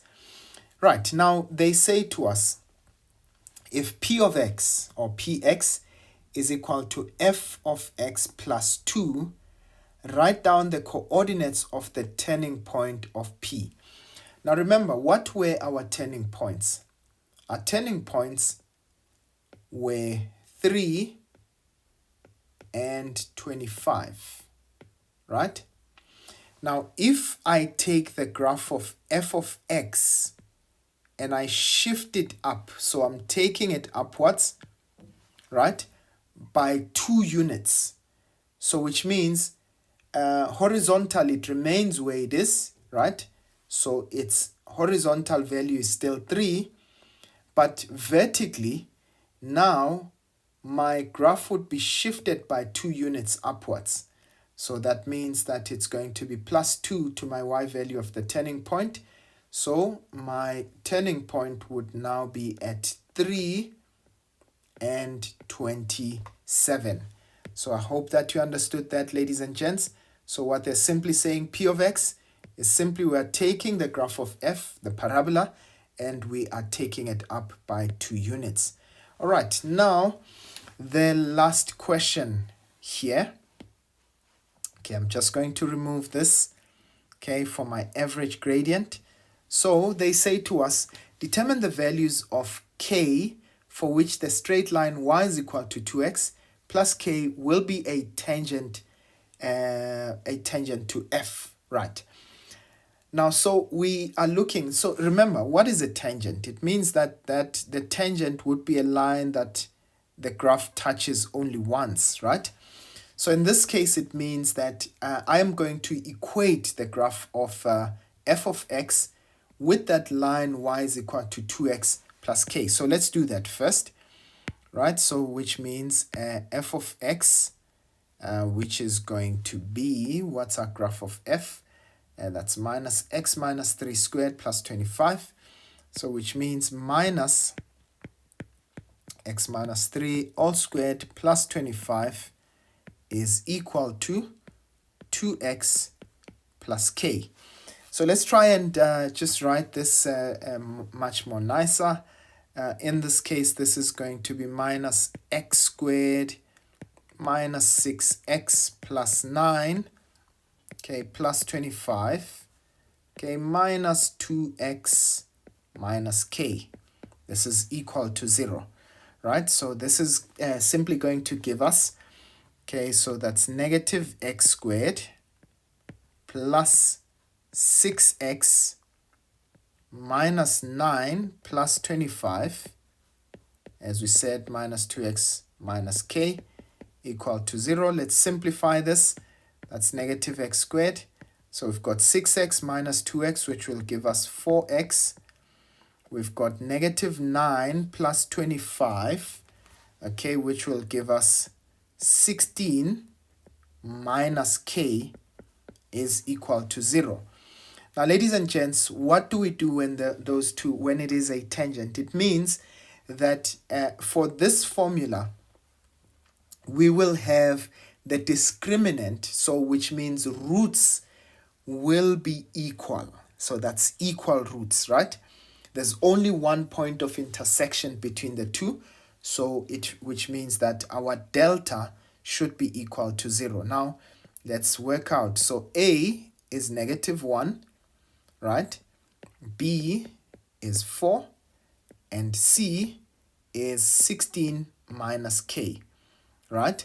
So now we're going to say, well, delta is actually going to be equal to 0 if we're only going to have one point of intersection. So that means b squared minus 4ac equal to 0. Now b squared, we said that's 4 squared minus 4 times our a value is negative 1 and our c value is 16 minus k, right? And this is equal to 0. Okay, so that's 16 minus, okay, so negative 4 times negative 1 would give us positive 4. So that would be positive 4 times 16, which is going to be positive 64, right? Minus 4k. So that would be positive 4 times negative k, that would be minus 4k. And now, ladies and gents, that means that the value of k, right? So note in this case, I've got negative 4k equal to, now if I set 64 plus 16, right, that would give me 80, right? Definitely that would give me 80. So I take this to the other side, it becomes negative 80. And if I divide by negative 4 on either side, ladies and gents, that means that k should be equal to 20. So the value of k will be equal to 20 if that is to be a tangent to the graph of f. And ladies and gents, that is how the cookie crumbles on this question. Let's go to the next portion, which is question 7. Now let's hop on to question number 7. They say to us, we've got, they say calculate the effective interest rate per annum if an investment earns interest at a rate of 11.5% per annum, compounded monthly. Now remember, guys, we have a formula for effective interest rate. The formula says 1 plus I effective, right, would be equal to, that's 1 plus the nominal interest rate, right, divided by M, right? And remember, M would be the compounding period, right? Okay, so this is 7.1, by the way. So we're going to say 1 plus I effective, right? So we're looking for the effective interest rate, but our nominal interest rate is given at 11.5%. Remember, we divide that by 100, so that would be 0.115 divided by, now note they said this is compounded monthly, right? So this means that in a year there are 12 months, right? So our compounding cycle is 12. So in this case, this is raised to the exponent 12. All right, ladies and gents, let's try and work this out. And I would strongly advise, when it comes to this section, you have to know how to work with your calculator. Okay, so I'm going to say in brackets, that's 1 plus, that's 0.115. That's 0.115. Okay, this is divide by 12. Okay, and this is raised to the exponent 12. No, not squared. Raised to the exponent 12. Okay, and that's what we get. And in this case, remember, I'm still going to bring the 1 over to the other side. So this is minus 1. So that's minus 1. And I get 0.121. So I effective will be 0.121. But remember, to make it a percentage, all I need to do is multiply by 100. In fact, let's say 0.1212, right? Okay, so this would be 12.12%, so that it's in 2 decimal places. Right, ladies and gents, that's our effective interest rate. Okay, so let's go to the next question. Right, now the next question says to us, Karabo bought a computer for 4,700. The value of the computer depreciates at a rate of 18% per annum using a reducing balance method. Calculate the book value of the computer 4 years after it was bought. Now remember, ladies and gents, when it comes to depreciation, right, so that we are going to actually use a formula that looks like, especially now that we are not using straight line, we are using reducing balance, right? So it looks like the formula for compound interest. The only difference in this case is that there's a minus sign instead of a plus sign, right? So the initial investment amount, or the cost of the computer, was 4,700, and this is now reduced in this case in terms of the reducing balance method at a rate of 18%. So we're going to say this is 4,700, right? That's 1 minus, now note, that's 18%. So this is going to be 0.18. Okay, remember, we divide that by 100. And they said over 4 years, right? That's what they said. Yes, so that is over 4 years. And in this case, that is how we're going to calculate that. So raised to the exponent 4. Right, ladies and gents, let's just take out a calculator. 4,700. And this is 1 minus 0.18. Okay, and all of this raised to the exponent 4. All right, and so that means the cost of this, the book value rather, on the computer will be 2124 and 97 cents, right, after 4 years. All right, so that is the cost, or rather the book value of the computer. Right, let's go to the next question, 7.3. Right, they say Nhlanhla made an initial deposit of 20,000, right, into an investment account that paid interest at a rate of 7.2 per annum, right, compounded quarterly. And they say after 2 years, the interest rate changed to 7.8, right, per annum, compounded monthly. They say 4 years after the initial deposit, right, Nhlanhla withdrew 2,500 from this investment. So we need to calculate how much Nhlanhla had in his investment account 2 years after the initial deposit was made. Now, firstly, I always love to interpret our, what happens here, right? So we are going to do this over 4 years, right? At least that's the period that we're given. Right, so now initially we deposited 20,000. So here's our timeline. Okay, now this is going to be at T0. So we make a deposit of 20,000. And now after several months, this is 2 years, right? So this is after 24 months. So this is T24, right?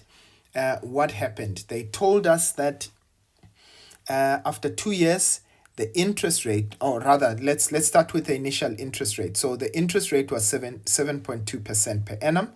So we know we are earning interest here at 7.2% per annum, right? And I believe it was compounded on a month or quarterly basis, right?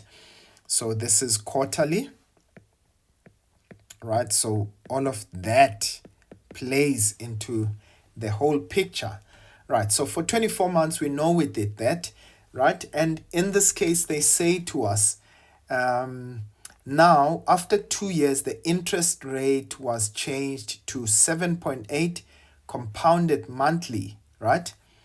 Okay, so we know that after this, we're now going to compound at 7.8% compounded monthly. Okay, right, that's our picture. And this is, let's say T48, because that's actually the number of years. Right, now they say 4 years from his initial deposit, Nhlanhla withdrew rather 2,500. So we know in this case we are going to make a deduction of 2,400, right? 2,500, that is 2,500. Okay, so we'll get to that a little bit later on. Right, now ladies and gents, please note, firstly, they want us to calculate how much Nhlanhla had in his initial investment 2 years after the initial deposit was made. Now, which means we are looking for the amount right here, right? Now, firstly, we know that we're going to use our compound interest formula. That's 1 plus I n, right? So this is over m. That's n times m. Now, ladies and gents, how much did we deposit? We deposited 20,000, right? And we said this is at an interest rate of 7.2. So this is going to be divide by 100, so that will be 0.072. Right, now remember, we were compounding quarterly. So remember, how many quarters are there in a year? We've got 4, right? So that's going to be divided by 4. But now this is over 2 years, and we know that in 2 years we had 4 quarters. Right, so let's do that. Okay, so we're going to say that's 20,000, and that's 1 plus, okay, we've got 0.072 divided by 4, and we are going to raise that to the exponent, yx 2 times 4, right, which is 8. Right, and that means that Nhlanhla will have an amount of 23,068 and 12 cents after that 2-year period. All right, so that's what his amount is accumulated to. So I'm going to put it there. So that's 23,068, right? And that's 12 cents, right? That's the amount that he has at that period, right? So now they want us to find out. They say how much will his investment be worth 7 years after the initial deposit was made? Now, ladies and gents, I want you to please note. Okay, in fact, if you don't mind, can I just reduce my timeline a little bit, and let's make T48 over here. Okay, right. So remember, he withdrew an amount of 2,500 here, and we want to know after 7 years, right? So how many months is 7 years? Okay, so if I say 7 times 12, that's 84. So this is going to be T84, right? So we want to find out how much will his investment be worth during that time.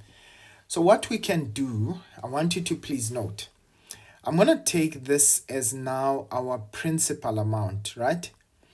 And what we're going to do is we are going to find out what its accumulated amount will be in, the difference, which is in 5 years, right?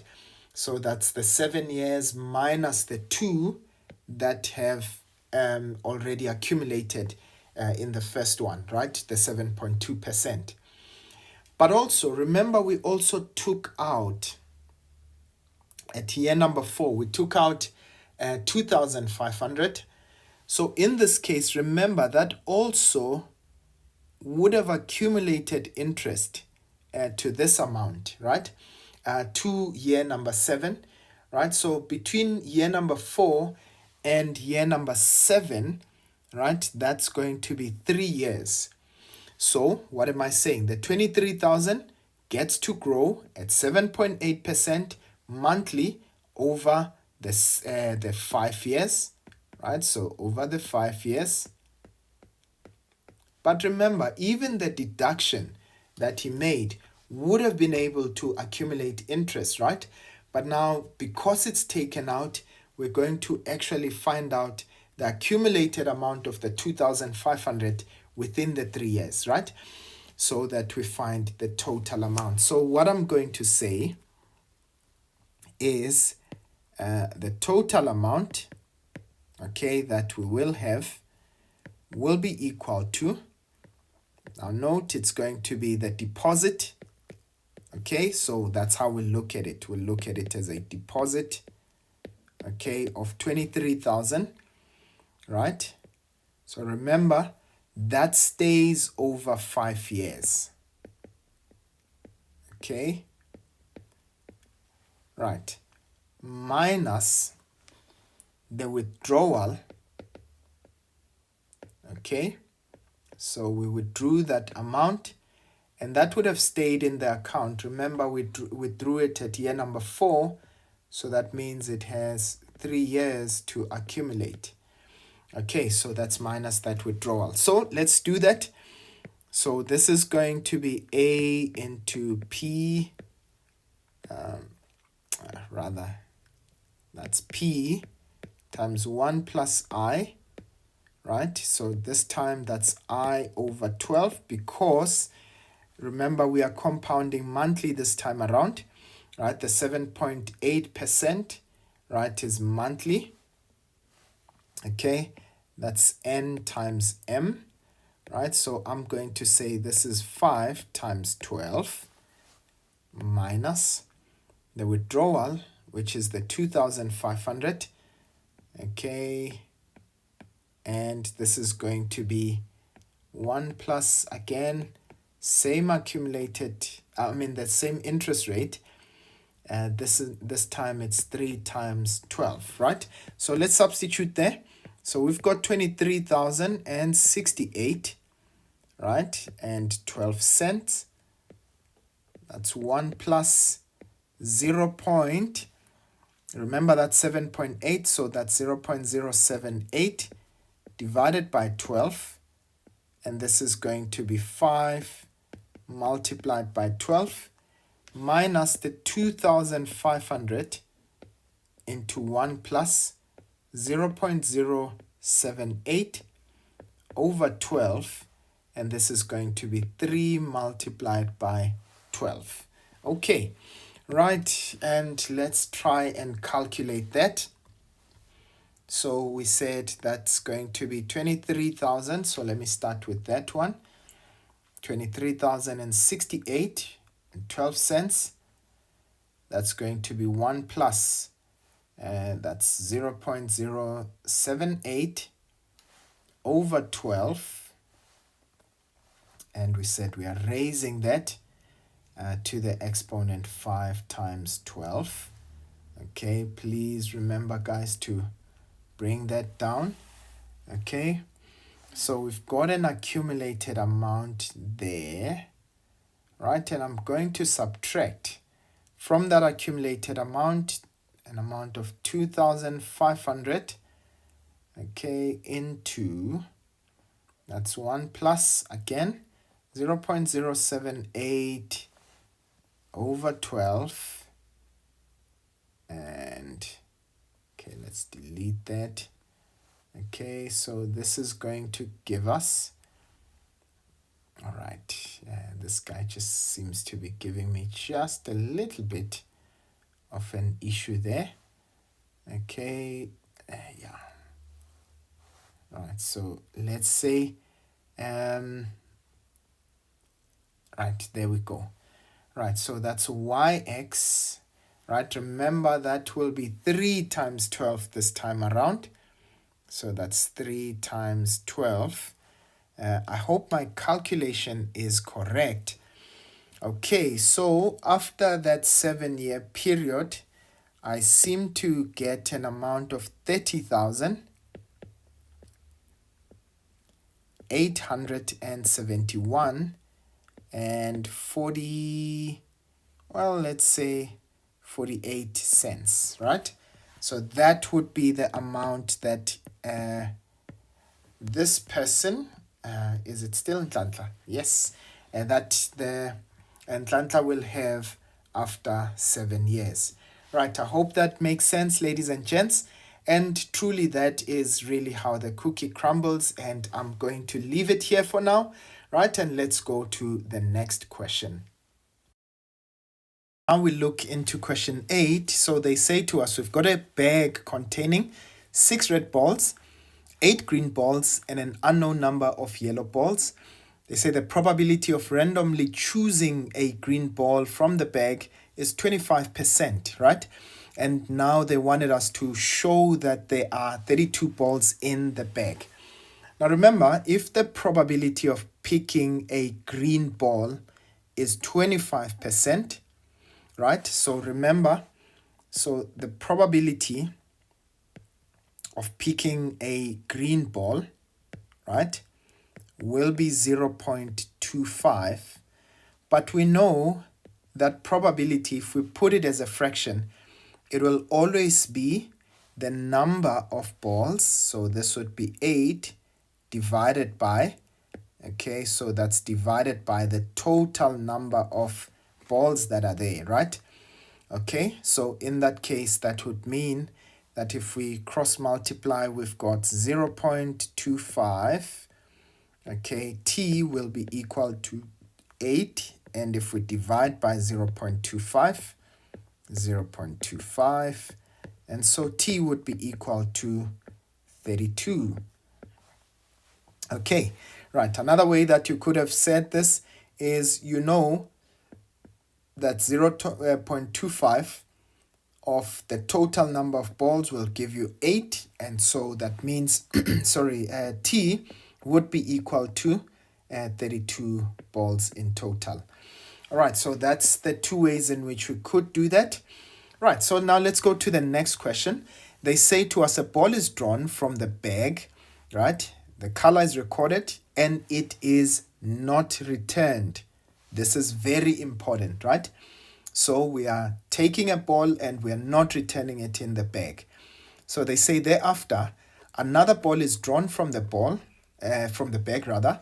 The color is recorded and it is also not returned to the bag. And now they say draw a tree diagram to represent all possible ways in which the balls could have been drawn from the bag. Show the probabilities associated with each branch rather, as well as the outcomes. Right, now let's do this. I'm going to just remove this so that I just create some space.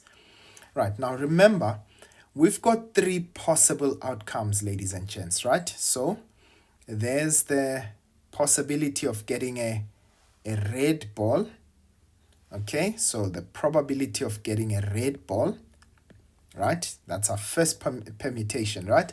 So in this case, we've got 6 out of the 32. So that would be the outcome. So that's 6 over 32, right?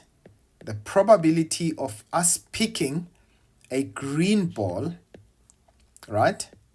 How many green balls do we have? We've got 8 over the 32. And we've got the probability of also picking a yellow ball, right? So in this case, how many yellow balls would we have? Now remember, the total is 32, right? Now the sum of these, that's 8 plus 6, which will give us 14, right?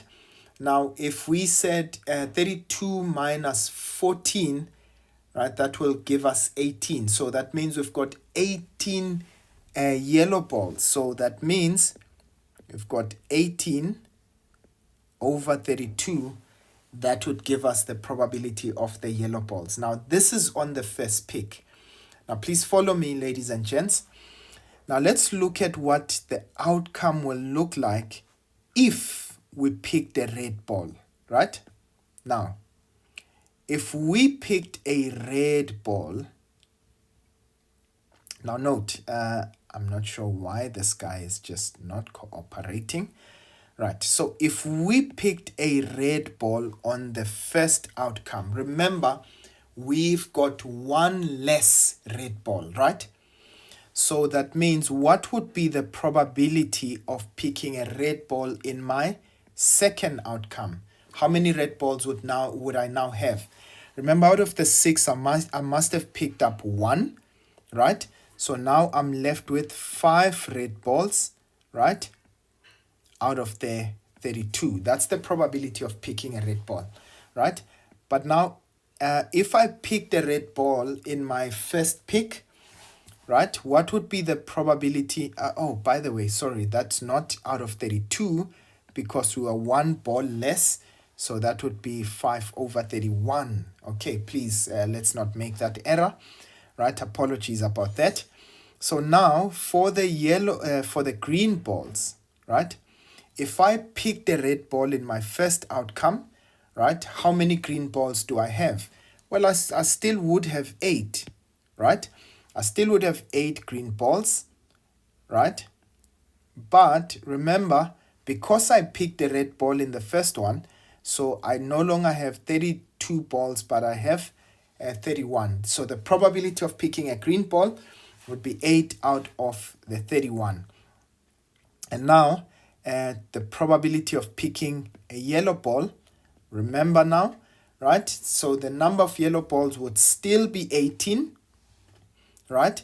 But because I picked the red ball, I have 31 balls in total. So that would be 18 over 31, right? So that would be the probability of picking, in this case, any of the balls in the second pick. Now, let's assume that we picked a green ball in our first outcome. This is if we pick the green ball in our first outcome, right? What would be the second outcome? What would the second outcome look like? All right, apologies that I don't have as much space as I'd like. Right, now if I pick the green ball in my first outcome, remember I'm now left with 31 balls, right? Because one green ball has been taken, right? So now what would be the probability of picking a red ball, right? So if I pick the green ball, remember I'd still have all the 6 red balls, right? So that would be 6 out of 31, right? The probability of picking a green ball, right? Now remember, I would have already picked one green ball, right? So there's one less green ball. So in this case, that would mean that would be 7 that are left out of the 31, right? Remember, the 31 is because I would have picked the green ball in the first outcome, right? So the probability of picking a yellow ball, right? So note in this case, I still have all the 18 yellow balls, right? Because I picked a green ball. And in this case, that would be 18 over 31. So that's the outcome there. Right, and then let's now look at a possibility.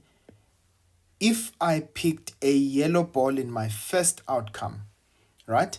Let's say in our first pick, we picked up a yellow ball, right?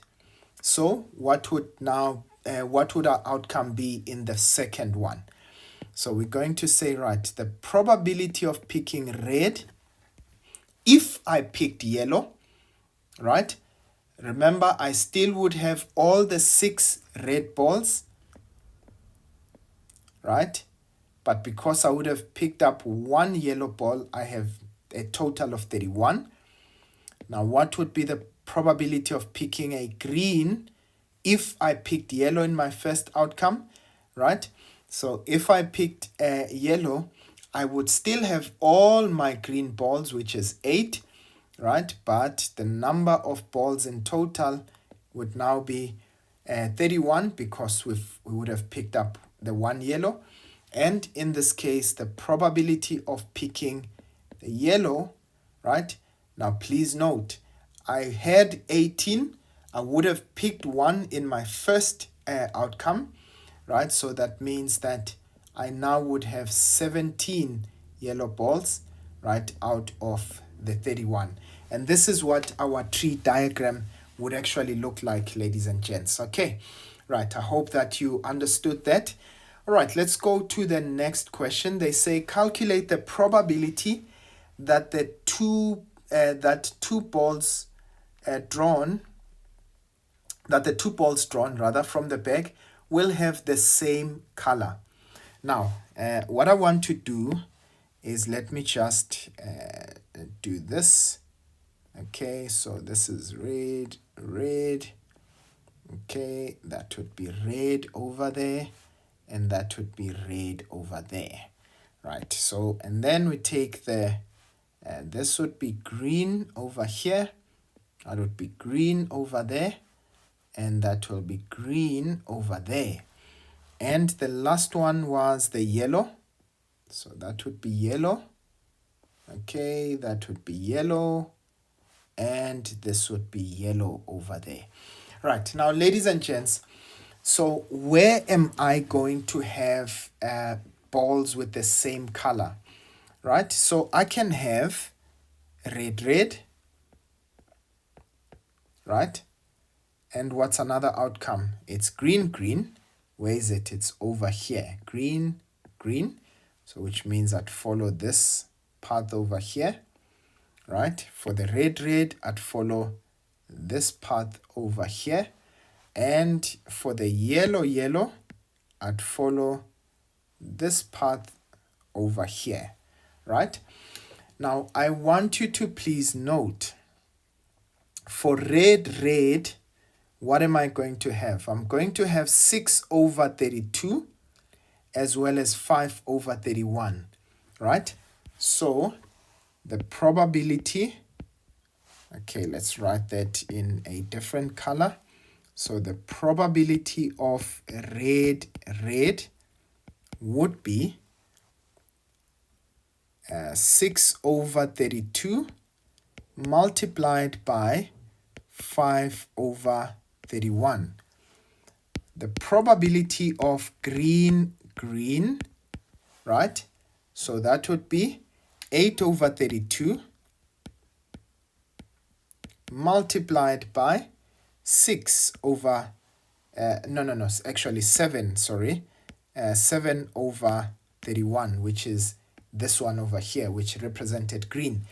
And then finally, we'll have the probability of yellow, right? So this would be 18 over 32 multiplied by, there's another yellow, 17 over 31. Right, now remember, it will be all of those probabilities. So it will be the probability of red, or green, or yellow. And remember, when you say or, you are going to add, right? So in this case, it's going to be the probability of red plus the probability of green plus the probability of yellow. All right, so we can add those up, all of those fractions. Okay, so let's take those. This is going to be, so on the first one, I've got 8 over 32, 6 over 32, okay, multiplied by 5 over 31. Okay, I'm going to now add. The next one was this guy over here. That's 8 over 32, right? Multiplied by, that's 7 over 31. And then finally, I'm going to add the last one, which is for the yellow.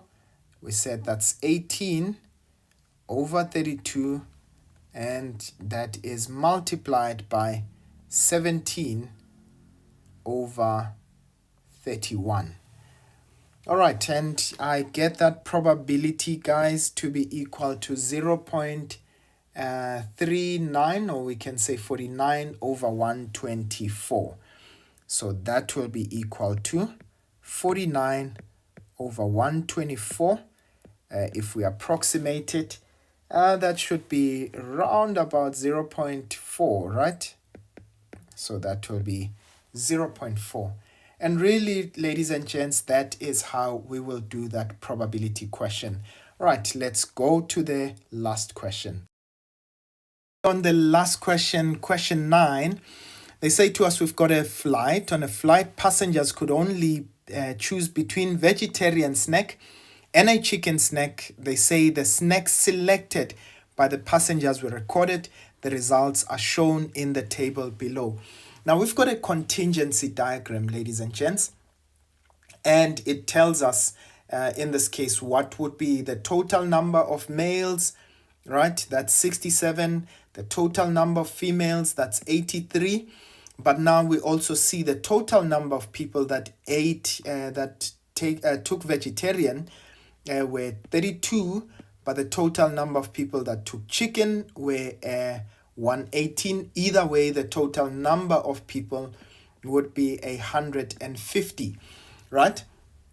Now, they're asking us, was the choice of snack on this flight independent of gender? And we need to motivate our answer. Now, ladies and gents, whenever we want to test for independence, right? So remember, for independence, or rather for independent events, I know that the probability of A and B, right? Now note in this case, if I say the probability of A and B, it should be equal to the probability of A multiplied by the probability of B, right? Now, for any event, right, whatever A is and whatever B is, the probability of A and B must be equal to the probability of A multiplied by the probability of B. In that case, then we can conclude that those events are independent. Now, let's choose what our A will be, right? Let's say A is the probability of being male, right? And let's say in this case, B is the probability of choosing chicken, right? So let's say male and chicken.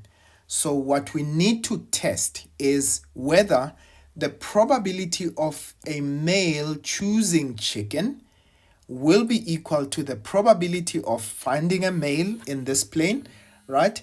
And multiplied by the probability of choosing chicken, okay? If those two are equal, then we can actually say that those events are independent, right?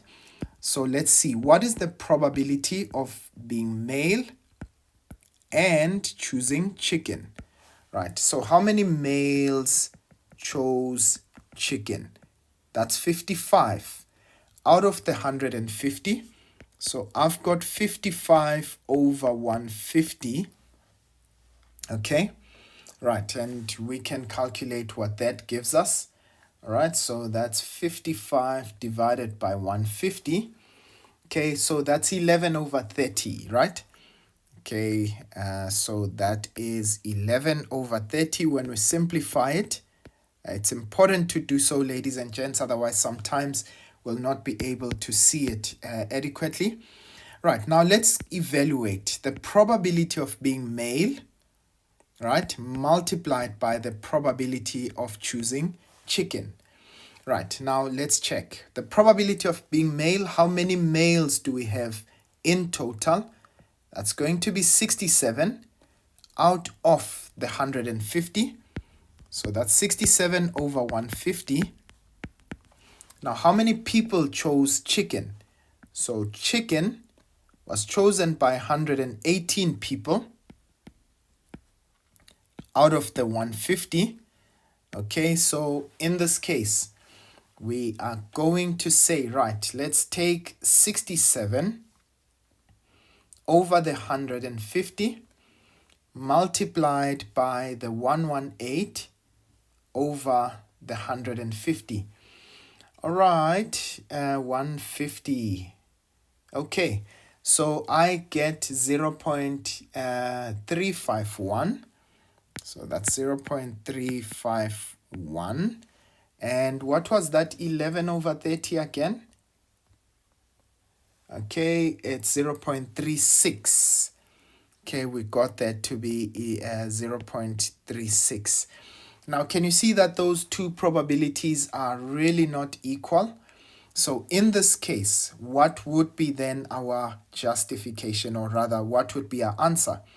Right? Was the choice of snack on this flight independent of gender? Right? And our answer is no, right? They are not independent, right? And what would be the reason for that? So the probability of male and chicken is not equal to the probability of being male multiplied by the probability of choosing chicken. And by the way, ladies and gents, you could also have chosen female and vegetarian. You could have chosen male and vegetarian. Nothing wrong with that. Either one, either way, if we choose, any snack and any gender, we must check if the probabilities of one and the other will be equal to the probability of one multiplied by the other. All right, and so that's how we are going to prove it, ladies and gents. Right, now let's go to the next question. They say to us, for any events A and B, it is given that the probability of A and B is equal to 0.12. The probability of A or B is 0.83. The probability of B is equal to 4 times the probability of A. Now they say to us, are events A and B mutually exclusive? Now, I want you to please note, ladies and gents, I did say this on my probability, videos, right? For mutually exclusive events, right? The probability of A and B must be equal to 0. Is that the case? Absolutely not. Probability of A and B gives us 0.12. So what can we say? They said, are A and B mutually exclusive? Our answer is no, right? And they say we should justify. So the probability of A and B is not equal to 0. And that is our answer. Okay, so the next question. All right, now they said to us, calculate the probability of B. Ladies and gents, I want you to always remember the magic formula in probability, right? We always say the probability of A and B would be equal to the probability of A plus the probability of B, right? Minus the probability of A or B. Right, now you'll note in this case we do have the probability of A and B. They said to us that is 0.12. The probability of A we did not have, so I'm going to leave it as probability of A, right? And the probability of B, they said this is 4 times the probability of A, okay? That's minus the probability of A or B, which is 0.83. Right, now you'll notice this is going to be PA plus 4PA. This will give us 5PA, the probability of A. If I take the 0.83 to the other side, right, that becomes 0.12 plus 0.83. That will give us 0.95. And if we divide by 5 on either side, okay, so the probability of A will be 0.95 divided by 5. And so that will give us 0.19. So that's the probability of A, 0.19. But remember, what did they want? They wanted the probability of B. But we know that the probability of B is 4 times the probability of A. So therefore, the probability of B will be 4 times the probability of A. And we know that the probability of A is 0.19. And so, ladies and gents, we're going to say this is 4 times 0.19. And that gives us 0.76.